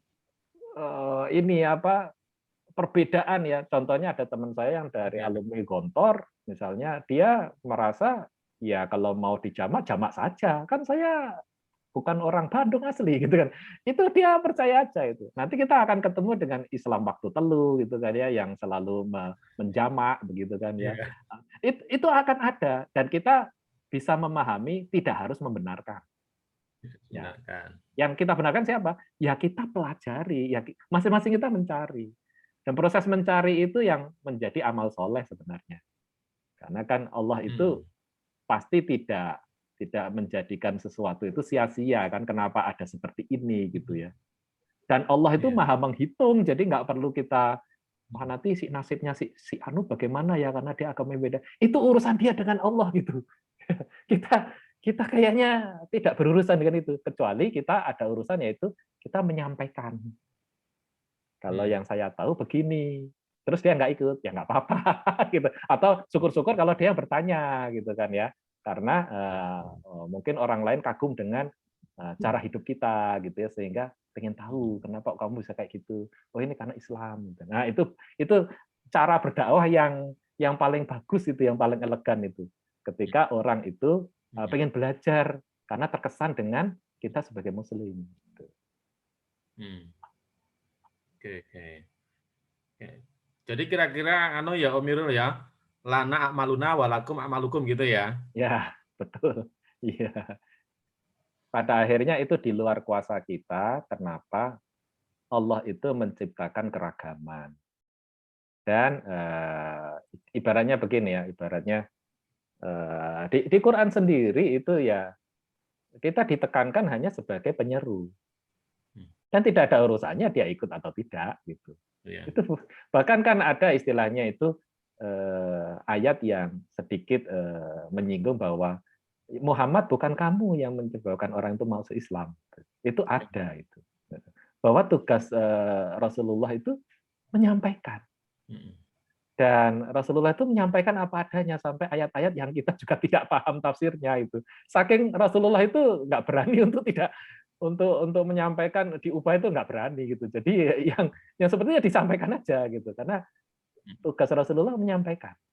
Dan kenapa terjadi peperangan di masa-masa awal Islam? Karena Islamnya diperangi. Jadi di awal-awal itu Rasulullah kan juga bukan seperti Ibrahim yang kemudian babati berhala ya. Justru karena orang-orang itu memerangi Islam, oh ya kalau begitu kamu saya usir gitu kan. Nah, Ibrahim sendiri ketika kemudian dihukum bakar, terus dia pergi dari kaum itu. Dia hijrah. Dia nggak babat atau kemudian mengumpulkan massa, kemudian melawan Namrud, enggak. Tugas dia adalah ya menyampaikan dan kemudian petunjuk Allah, kamu hijrah gitu. Ya hijrah. Dan kemudian malah mendapat petunjuk untuk membangun kembali rumah Adam gitu kan ya, yang Ka'bah itu kan rumah Adam. Jadi nggak ada kisah Ibrahim itu memberontak terhadap Namrud itu ya. Tapi dia pernah itu memang membabati berhala itu sebagai suatu argumen sebenarnya. Kan dia kemudian menggantungkan kapaknya itu pada berhala yang paling besar kan. Coba tanya itu, dan itu suatu sindiran yang keras gitu. Ya akhirnya dia dihukum bakar gitu. Dan setelah itu pergi. Tuhanku akan memberikan aku petunjuk. Beliau pergi berpindah ya ke daerah Levan, itu daerah ya Lebanon Suriah gitu ya. Oke, itu Ini dari Om Musafa ini bukunya Karen Armstrong. Iya. Ya, bukunya Karen Armstrong ya. Nah, jadi ya Karen Armstrong termasuk yang mempelajari dan tetap memilih Kristen. Karen Armstrong. Tapi dia berusaha memahami, memahami. Nah, ingat ya, kita itu perbandingan agama misalnya, itu kita untuk memahami tapi tidak untuk membenarkan ya. Kita tetap kalau dalam tauhid ya, Allah itu yang paling esensi dari Islam itu kan tauhid. Dan itu sebenarnya sangat sangat jelas, yaitu Allah itu didekati dengan sifat-sifat. Nah, di kepercayaan lain, Allahnya itu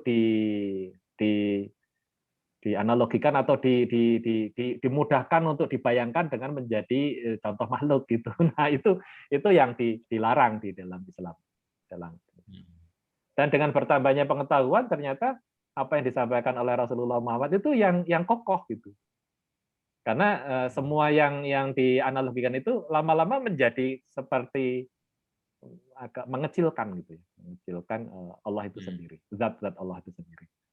Apakah dia dalam bentuk matahari atau dalam bentuk yang lain, akhirnya kan malah jadi kecil kan. Oh, alam semesta ternyata lebih gede dari itu. Matahari semua sebuah titik gitu kan ya, kecil banget gitu. Wah, itu ternyata hidrogennya aja, terus gods-nya ada di mana gitu. Nah, itu tapi ya kita tidak untuk menyampaikan itu sebagai suatu ini ya. Dilarang mengolok-olok ya. Jadi kalau ada ulama mengolok-olok itu sebenarnya keluar dari Quran. Di Quran kan jangan. Kamu tidak membenarkan, tapi kamu memahami tidak usah mengolok-olok. Gitu. Nah, ayat-ayat tentang agama lain di dalam Quran itu sebenarnya ditujukan untuk kita sendiri. Ditujukan untuk kita sendiri. Jadi ketika ada orang lain bertanya bagaimana Islam memandang agama mereka, nah itu kita sampaikan. Tapi bukan apa ya? Kalau yang disampaikan itu sifatnya begini. Kalau yang saya pahami ya dakwah Rasulullah. Rasulullah menyampaikan tentang tauhid dan sebenarnya tidak membahas apa yang mendalam apa yang dilakukan oleh agama-agama itu, dan enggak dibahas. Rasulullah menyampaikan bahwa Allah itu seperti ini. Allah itu seperti ini. Allah menyampaikan, mewahyukan, aku itu dikenali seperti ini loh harusnya. Gitu. Ya, kira-kira begitu sih tentang sejarah agama. Ya, mudah-mudahan jadi lebih ini mengerti tentang fenomena ya, mengerti tentang fenomena. Kalau sudah seusia kita ini juga masih ragu dengan keyakinan, itu agak berat itu. Tapi ya, wallahualam, tetap tidak tahu. Banyak kan sahabat juga di usia lanjut baru memeluk Islam kan. Jadi wallahualam, tidak tahu. Ya. Ada pertanyaan, monggo silakan. Om Irul. Ya, Om Bar. Kalau Syiah itu Islam nggak, Om Irul? Ya, Syiah mengaku sebagai Islam. Ya. Terus orang lain tidak mengakuinya, ya itu jadi masalah orang lain juga gitu kan ya. Jadi Syiahnya sendiri mengaku sebagai penganut Rasulullah Muhammad, Milah Ibrahim. Ya. Kemudian dia meyakini hadis tentang adanya imam. Nah, tapi kalau Syiah sendiri tidak ada nabi baru. Kalau Bahai itu nabi baru. Bahai itu. Berarti itu semacam perbedaan tafsir gitu ya? Awalnya iya. Jadi kan itu yang berbeda dari Syiah dengan Sunni itu bukan milah Ibrahimnya.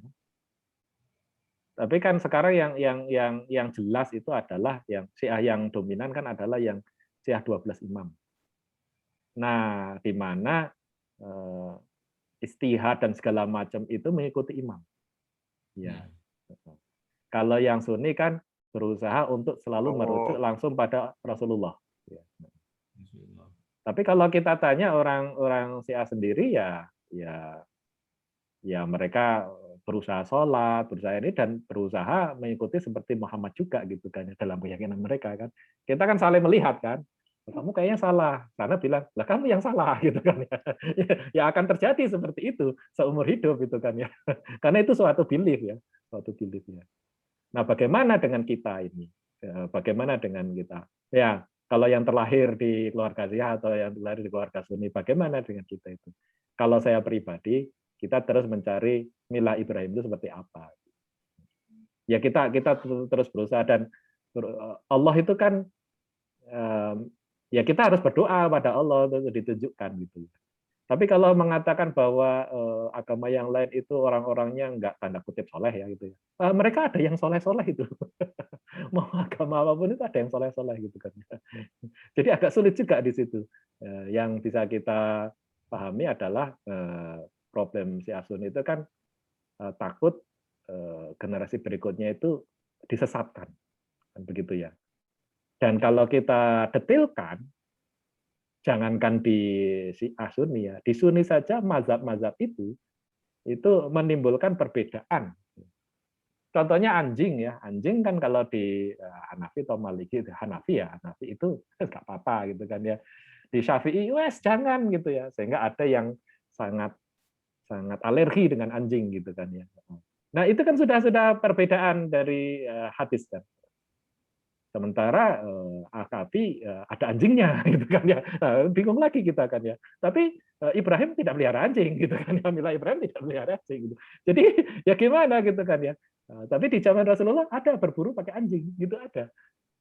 Nah, itu sudah menjadi apa itu? Ya kita harus tahu ya, mungkin suatu ketika di pengajian berikutnya kita akan membahas tentang esensi dari Islam.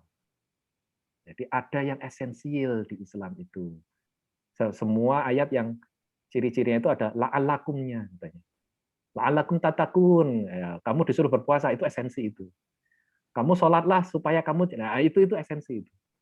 Yang tidak ada la'allakumnya itu non esensial. Jadi kita mulai bisa toleran loh, ada yang bajunya begini, ada yang begini, ada yang pakai sajadah, kalau teman saya itu pakai apa itu batu dikasih supaya untuk sujud, itu sudah bukan esensi itu.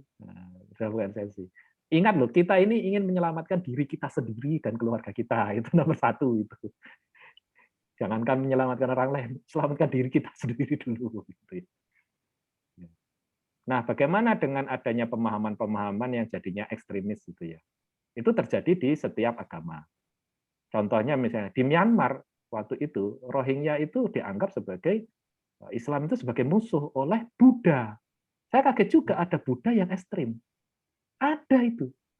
Buddha ekstrim ada, Hindu ekstrim ada, Islam ekstrim ada, Kristen ekstrim ada. Nah, itu yang menimbulkan friksi. Karena kadang-kadang mereka pemahaman milah Ibrahimnya terus nggak tahu kok jadi saya nggak tahu kok jadi ngebom gereja gitu kan, itu milah Ibrahimnya bagaimana itu aku juga nggak paham gitu kan ya. Tapi ada yang gurunya itu ke arah sana gitu ya. Nah itu yang menurut saya kita kembali ke esensi dari beragama itu mengikuti milah Ibrahim seperti apa.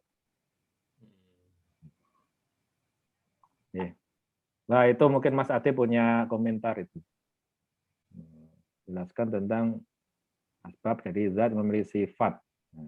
Setahu ini pandangan Islam kontra pandangan dari sifat pandangan yang berkembang saat itu. Sifat membutuhkan zat sehingga itu diberitakan secara fisik ya, sehingga muncul berhala patung. Ya. Jadi kalau kita tanya sendiri kepada orang Kristennya gitu kan ya, kita tanya bagaimana pemahaman mereka.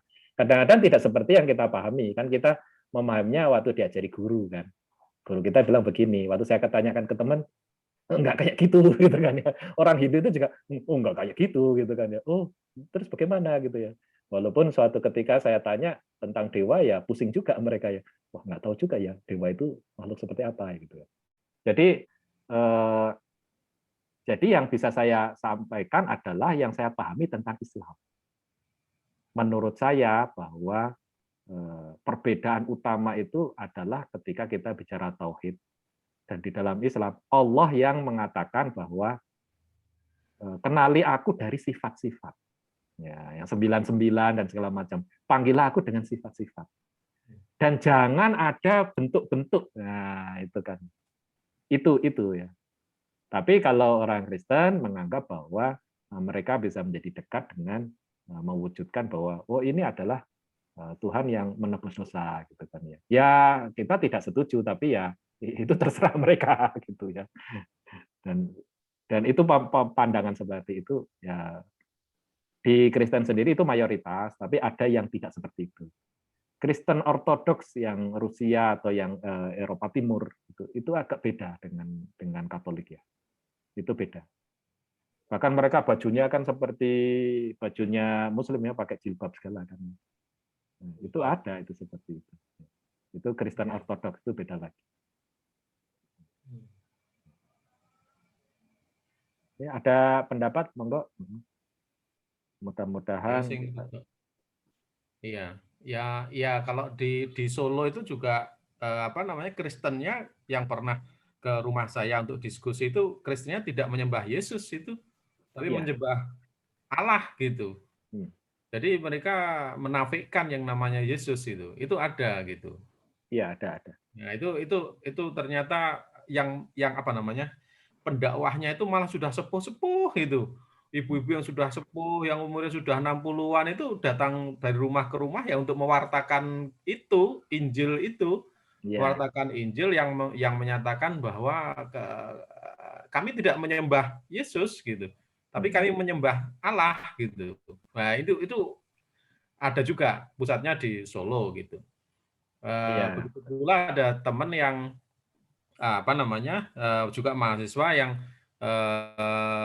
teman juga dulu pernah ada teman dan juga mahasiswa yang ini Kristen Advent hari ke-7. Nah, sehingga ini pun juga beda dengan Kristen-Kristen yang ada seperti Pantai Costa, itu beda sekali gitu. Ada Sabtuan lah itu, Sabtu. Ya, Jumatannya itu. Mulai Jumat malam itu sudah mereka beribadah itu Jumat sampai hari Ahad gitu ya. Iya. Itu ibadah Pantai Costa. Sudah tidak bisa diganggu lagi. Ya, itu seperti itu. Ya. Jadi DPL ya kudu sabar itu. Karena itu mereka nggak bisa apa-apa. Maunya ya pokoknya Jumat malam tidak ada kegiatan sampai Ahad pagi itu nggak boleh ada kegiatan. Ya sudah. Ya itulah yang terjadi dan kita harus maklumi seperti itu memang. Akhirnya harus maklumi. Ya, kita memaklumi bahwa mereka juga berusaha mendekat kepada Tuhannya. Yang oleh Muhammad diwahyukan. Saya kan ada keresahan dan ya wujudnya seperti itu. Teman-teman yang lain juga begitu. Ya. Betul itu ya. Om Birul. Ya, monggo Om Birul.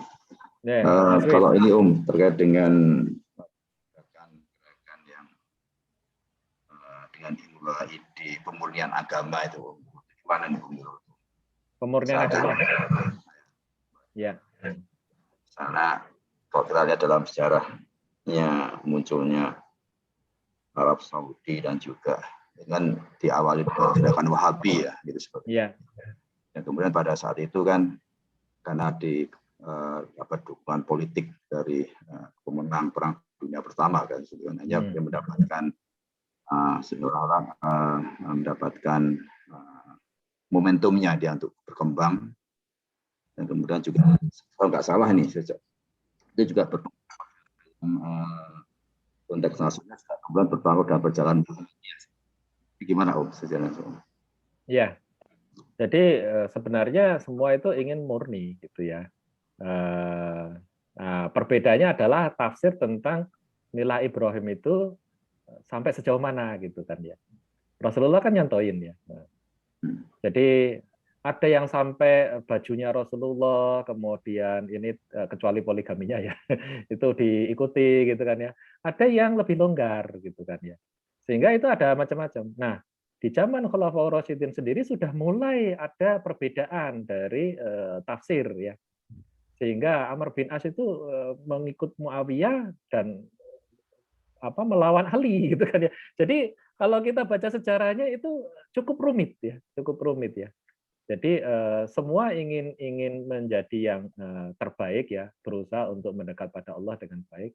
Tapi memang akhirnya tafsirnya itu menimbulkan perbedaan. Nah, kalau saya sendiri kan kembali kalau saya pribadi ya, menyelamatkan diri sendiri dulu dan keluarga gitu kan ya. Nah, jadi kita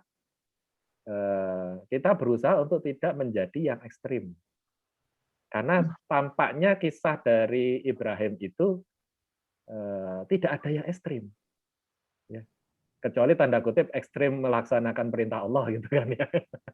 Tapi maksudnya kan tadi begini, din ini Islam, ikutlah milah Ibrahim, begitu. Makanya kan judulnya itu ada perbedaan istilah dari ad-din dan al-milah gitu kan ya.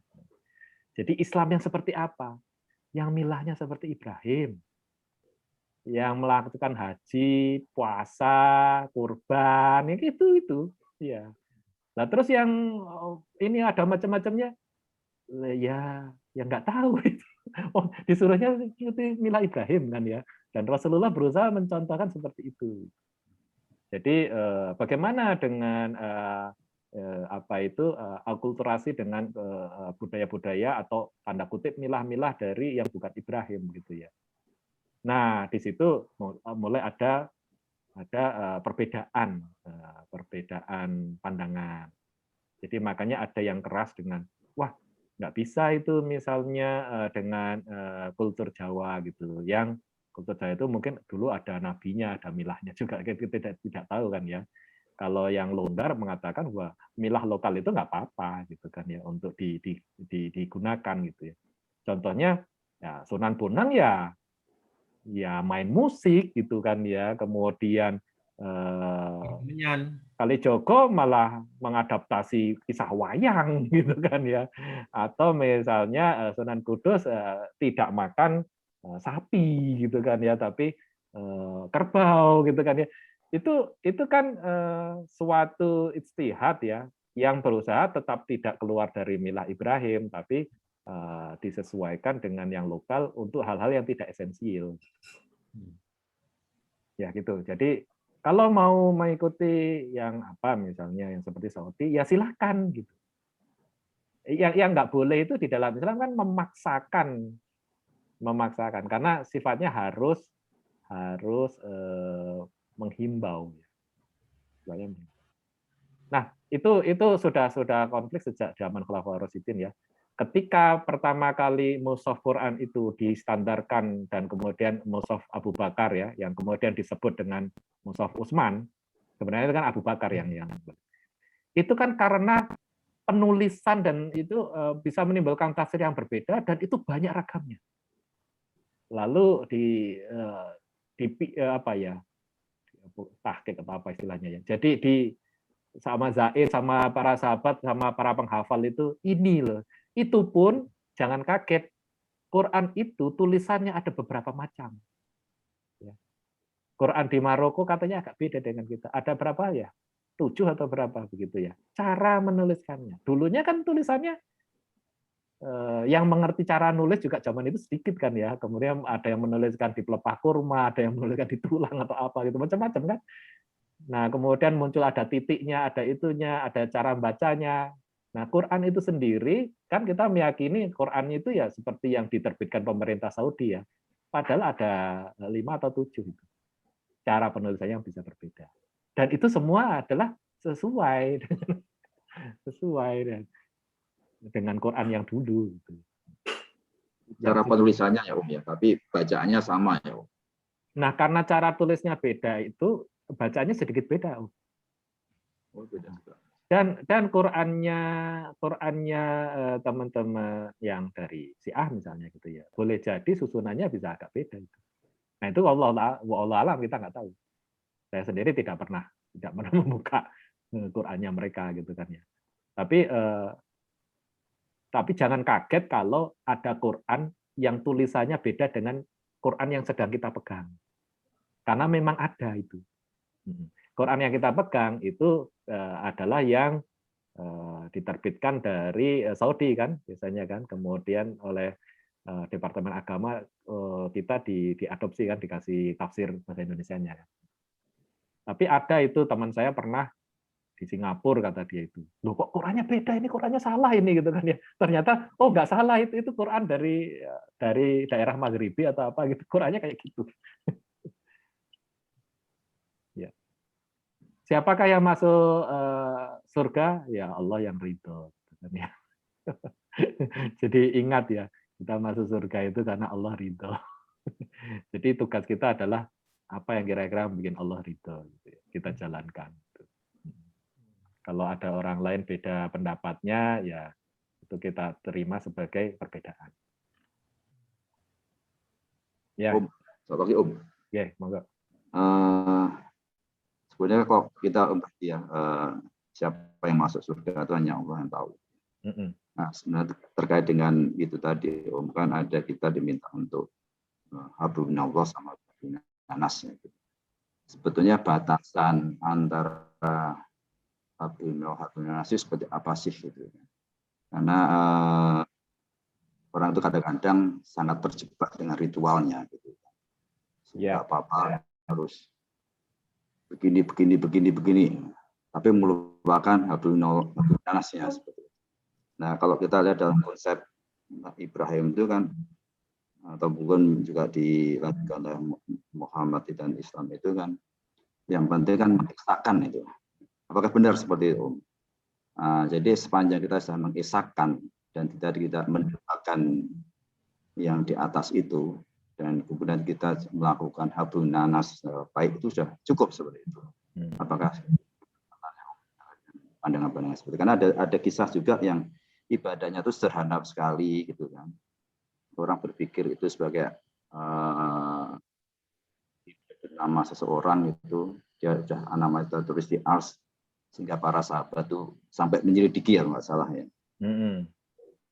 Dia pikir para sahabat tuh pastinya nih ahli tahajud nih, ternyata enggak juga. Ahli puasa enggak juga gitu kan. Tapi ternyata dia itu hanya sebelum tidur kalau nggak salah itu, dia harus memastikan untuk dia memaafkan orang lain. Ini kan sebetulnya kan sangat hablunanas ya seperti itu. Sementara hablunanas itu sangat sederhana sekali itu. Mungkin kalau pakainya paket minimalis lah seperti itu. Pakainya sudah terus di ars dan disebut oleh Nabi, ini gimana nih? Ya, itu hadisnya kan sahih ya, sehingga jadi kita yakin memang seperti itu. Jadi begini, kadang kita terjebak pada suatu output dan bukan outcome. Ya, begini.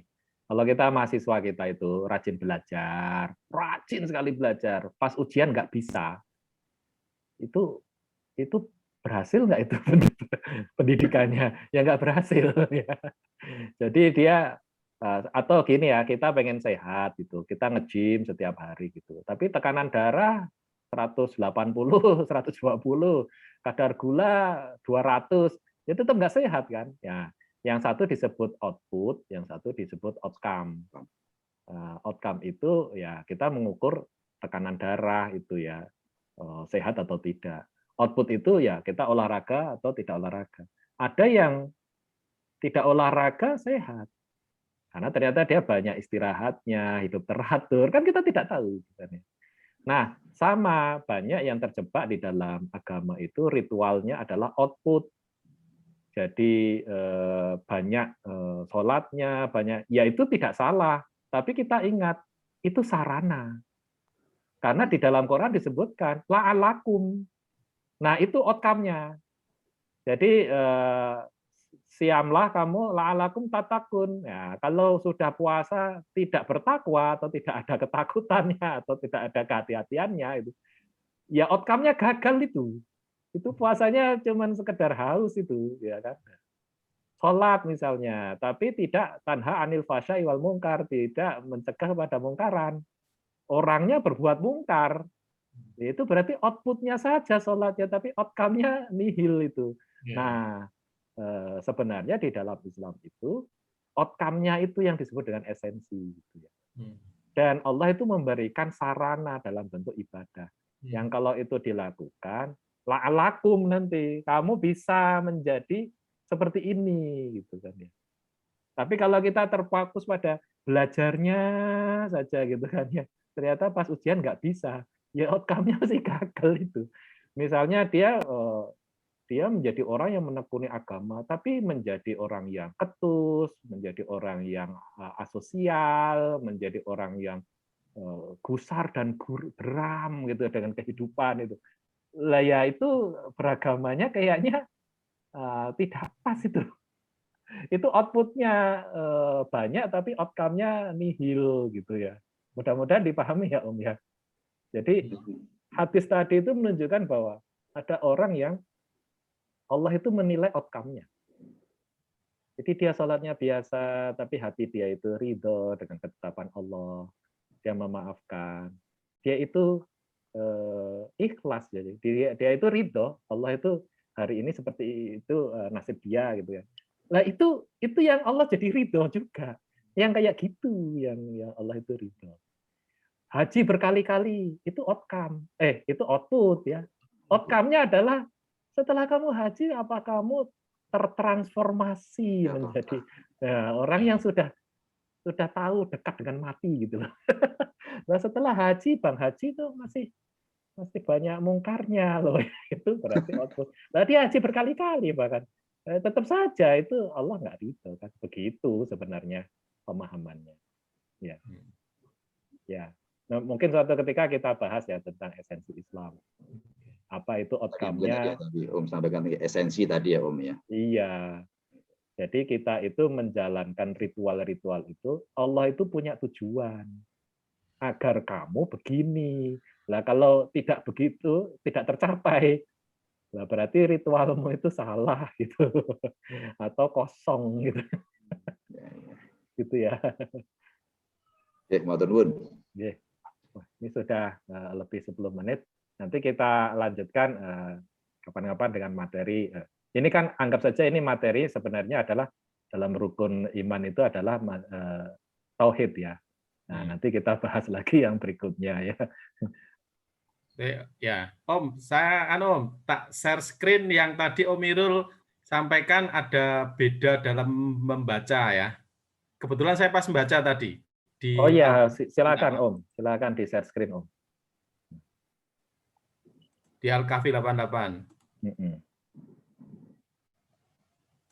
Nah ini teman-teman, ayat 88 ini ya. A'udzubillahi minasyaitonirrajim. Bismillahirrahmanirrahim. Wa amma man amana wa amila sholihan falahu jazaa. Saya baca tadi jazaanil husna. Saya cara membacanya jazaanil husna. Sedangkan yang lain itu membacanya jazaul husna. Ada yang baca jazaal husna. Nah itu salah satu saja gitu ya. Cara membaca yang berbeda, tetapi artinya itu podo gitu ya, yang dimaksud Om Irul gitu ya. Ya tafsirnya slightly, ya kadang-kadang ada sedikit beda, tapi hanya orang yang mengerti bahasa Quran yang bisa merasakan. Jadi dia maknanya bisa sama, tapi dia level bahasanya itu agak bisa beda gitu ya. Oh gitu. Jadi ada yang musaitirin, ada musaitirin misalnya gitu. Ya. Jadi nanti ada perbedaan di level aras arti yang dimaksudkan itu gitu ya. Iya, itu sudah level kehalusan bahasa itu. Oh. Ya, baik. Tapi secara makna globalnya mirip. Ya. Oke. Jadi misalnya tasrife ngono ya podo gitu ya karepe to. Iya. Nah, kalau yang Quran Maghribi katanya ada yang benar-benar beda ininya. Oh gitu. Nah, ada juga kalau ya tapi saya tidak mendalami ya. Saya cuma dengar dari teman saya, loh ini Qurannya salah ini gitu. Betul-betul susunan ayatnya itu berbeda gitu kan ya. Dan setelah dikonfirmasi ke gurunya, enggak, itu yang dari Maghribi itu kayak gitu memang. Jadi ketika Abu Bakar dan Utsman itu menyusun mushafnya, itu kan urutannya itu semua mengingat Rasulullah ketika membaca saat sholat Ramadan kan. kan saat Ramadan itu diulang gitu kan ya. Diulang-ulang. Ya. Nah, itu kan ya yang dengerin kan bisa beda-beda gitu kan. Nah, kemudian diambil yang ini gitu. Tapi ada catatan ada lagi yang kayak gini gitu. Nah, dan ternyata memang jadi ada beberapa. Ya supaya kita tahu bahwa jangan kaget kalau ada loh ini kok Qurannya nggak kayak yang saya pegang ini kok. Pada ayat sekian kok agak beda gitu kan ya. Misalnya pemenggalan ayat ya, misalnya jumlah ayat dalam satu surat itu bisa beda itu karena motongnya bisa beda. Beda. Ya, betul. Tapi jumlah suratnya sama, Om. Nah, justru itu jadi beda-beda itu. Jadi beda-beda ya. Jadi berarti mungkin ada ayat-ayat juga yang mungkin atau salah satunya lebih sedikit, satunya lebih banyak atau sebaliknya gitu.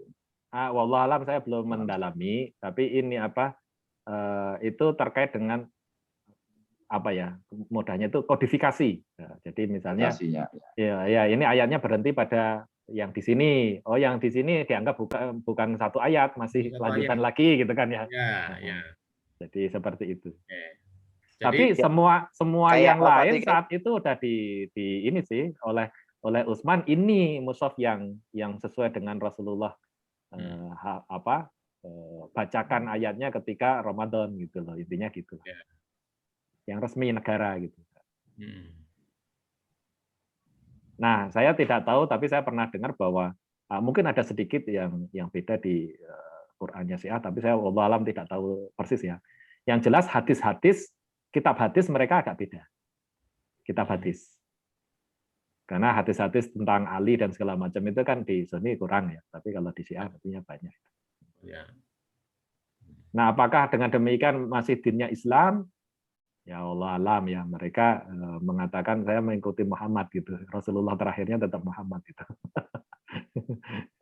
Malah yang Bahai itu yang sudah. Makanya Bahai sempat di sejarah itu dipersekusi kan, dia di Persia kan. Nah, kemudian dia ya sudah namanya bukan Islam, Bahai.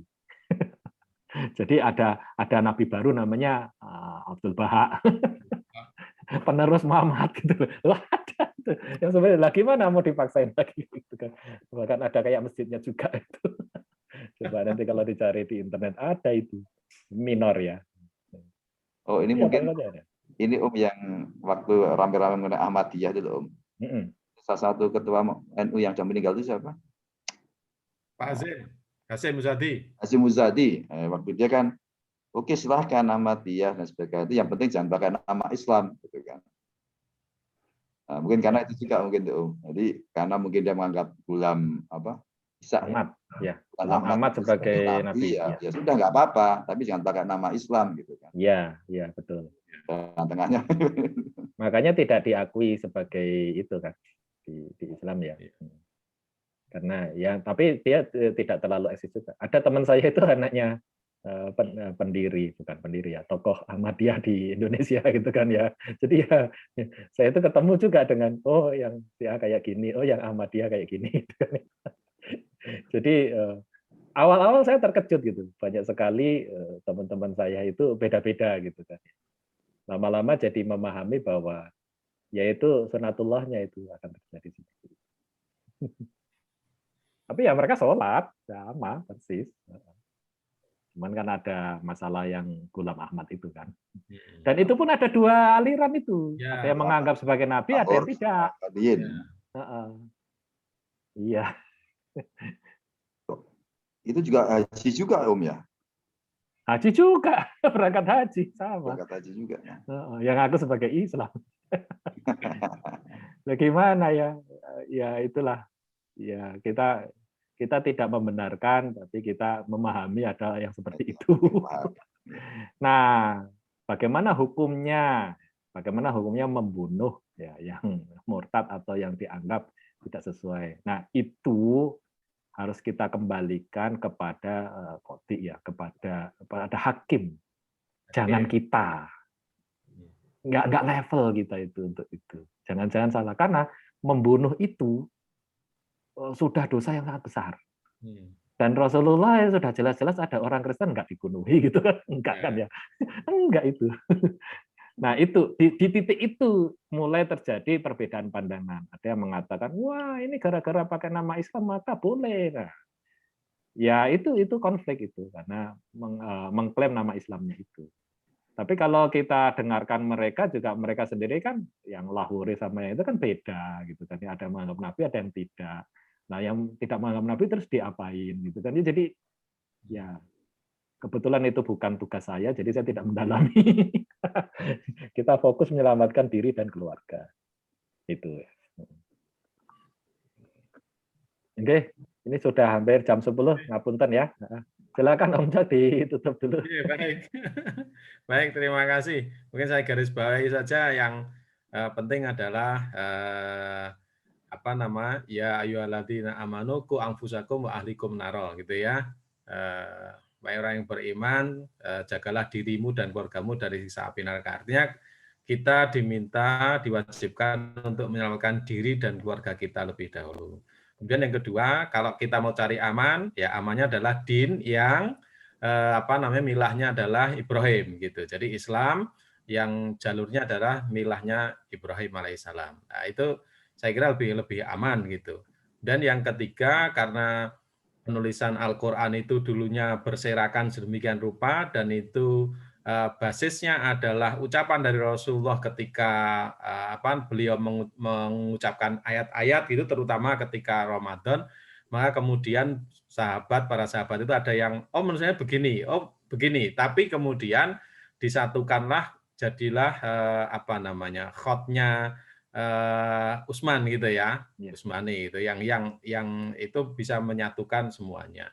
Meskipun di beberapa bagian barangkali ada beberapa yang tidak sama, tapi intinya adalah tasrifnya sama. Terus kemudian pemilihan tadi itu kalau kita mau mentafsirkan pemilihan kata levelnya itu yang mungkin agak berbeda, tapi maksudnya adalah sama. Kira-kira seperti itu. Matur nuwun Om Irul, teman-teman terima kasih ini. Diskusi yang begitu panjang sampai jam 21.52. Matur nuwun, mudah-mudahan nanti kita bisa ketemu lagi pada kesempatan hari Ahad yang akan datang. Kita silaturahim lagi dan nuntut ilmu bareng-bareng. Oke, kita akhiri dengan baca hamdalah dan doa penutup majelis. Alhamdulillahirabbil alamin. Assalamualaikum warahmatullahi wabarakatuh. Waalaikumsalam warahmatullahi wabarakatuh.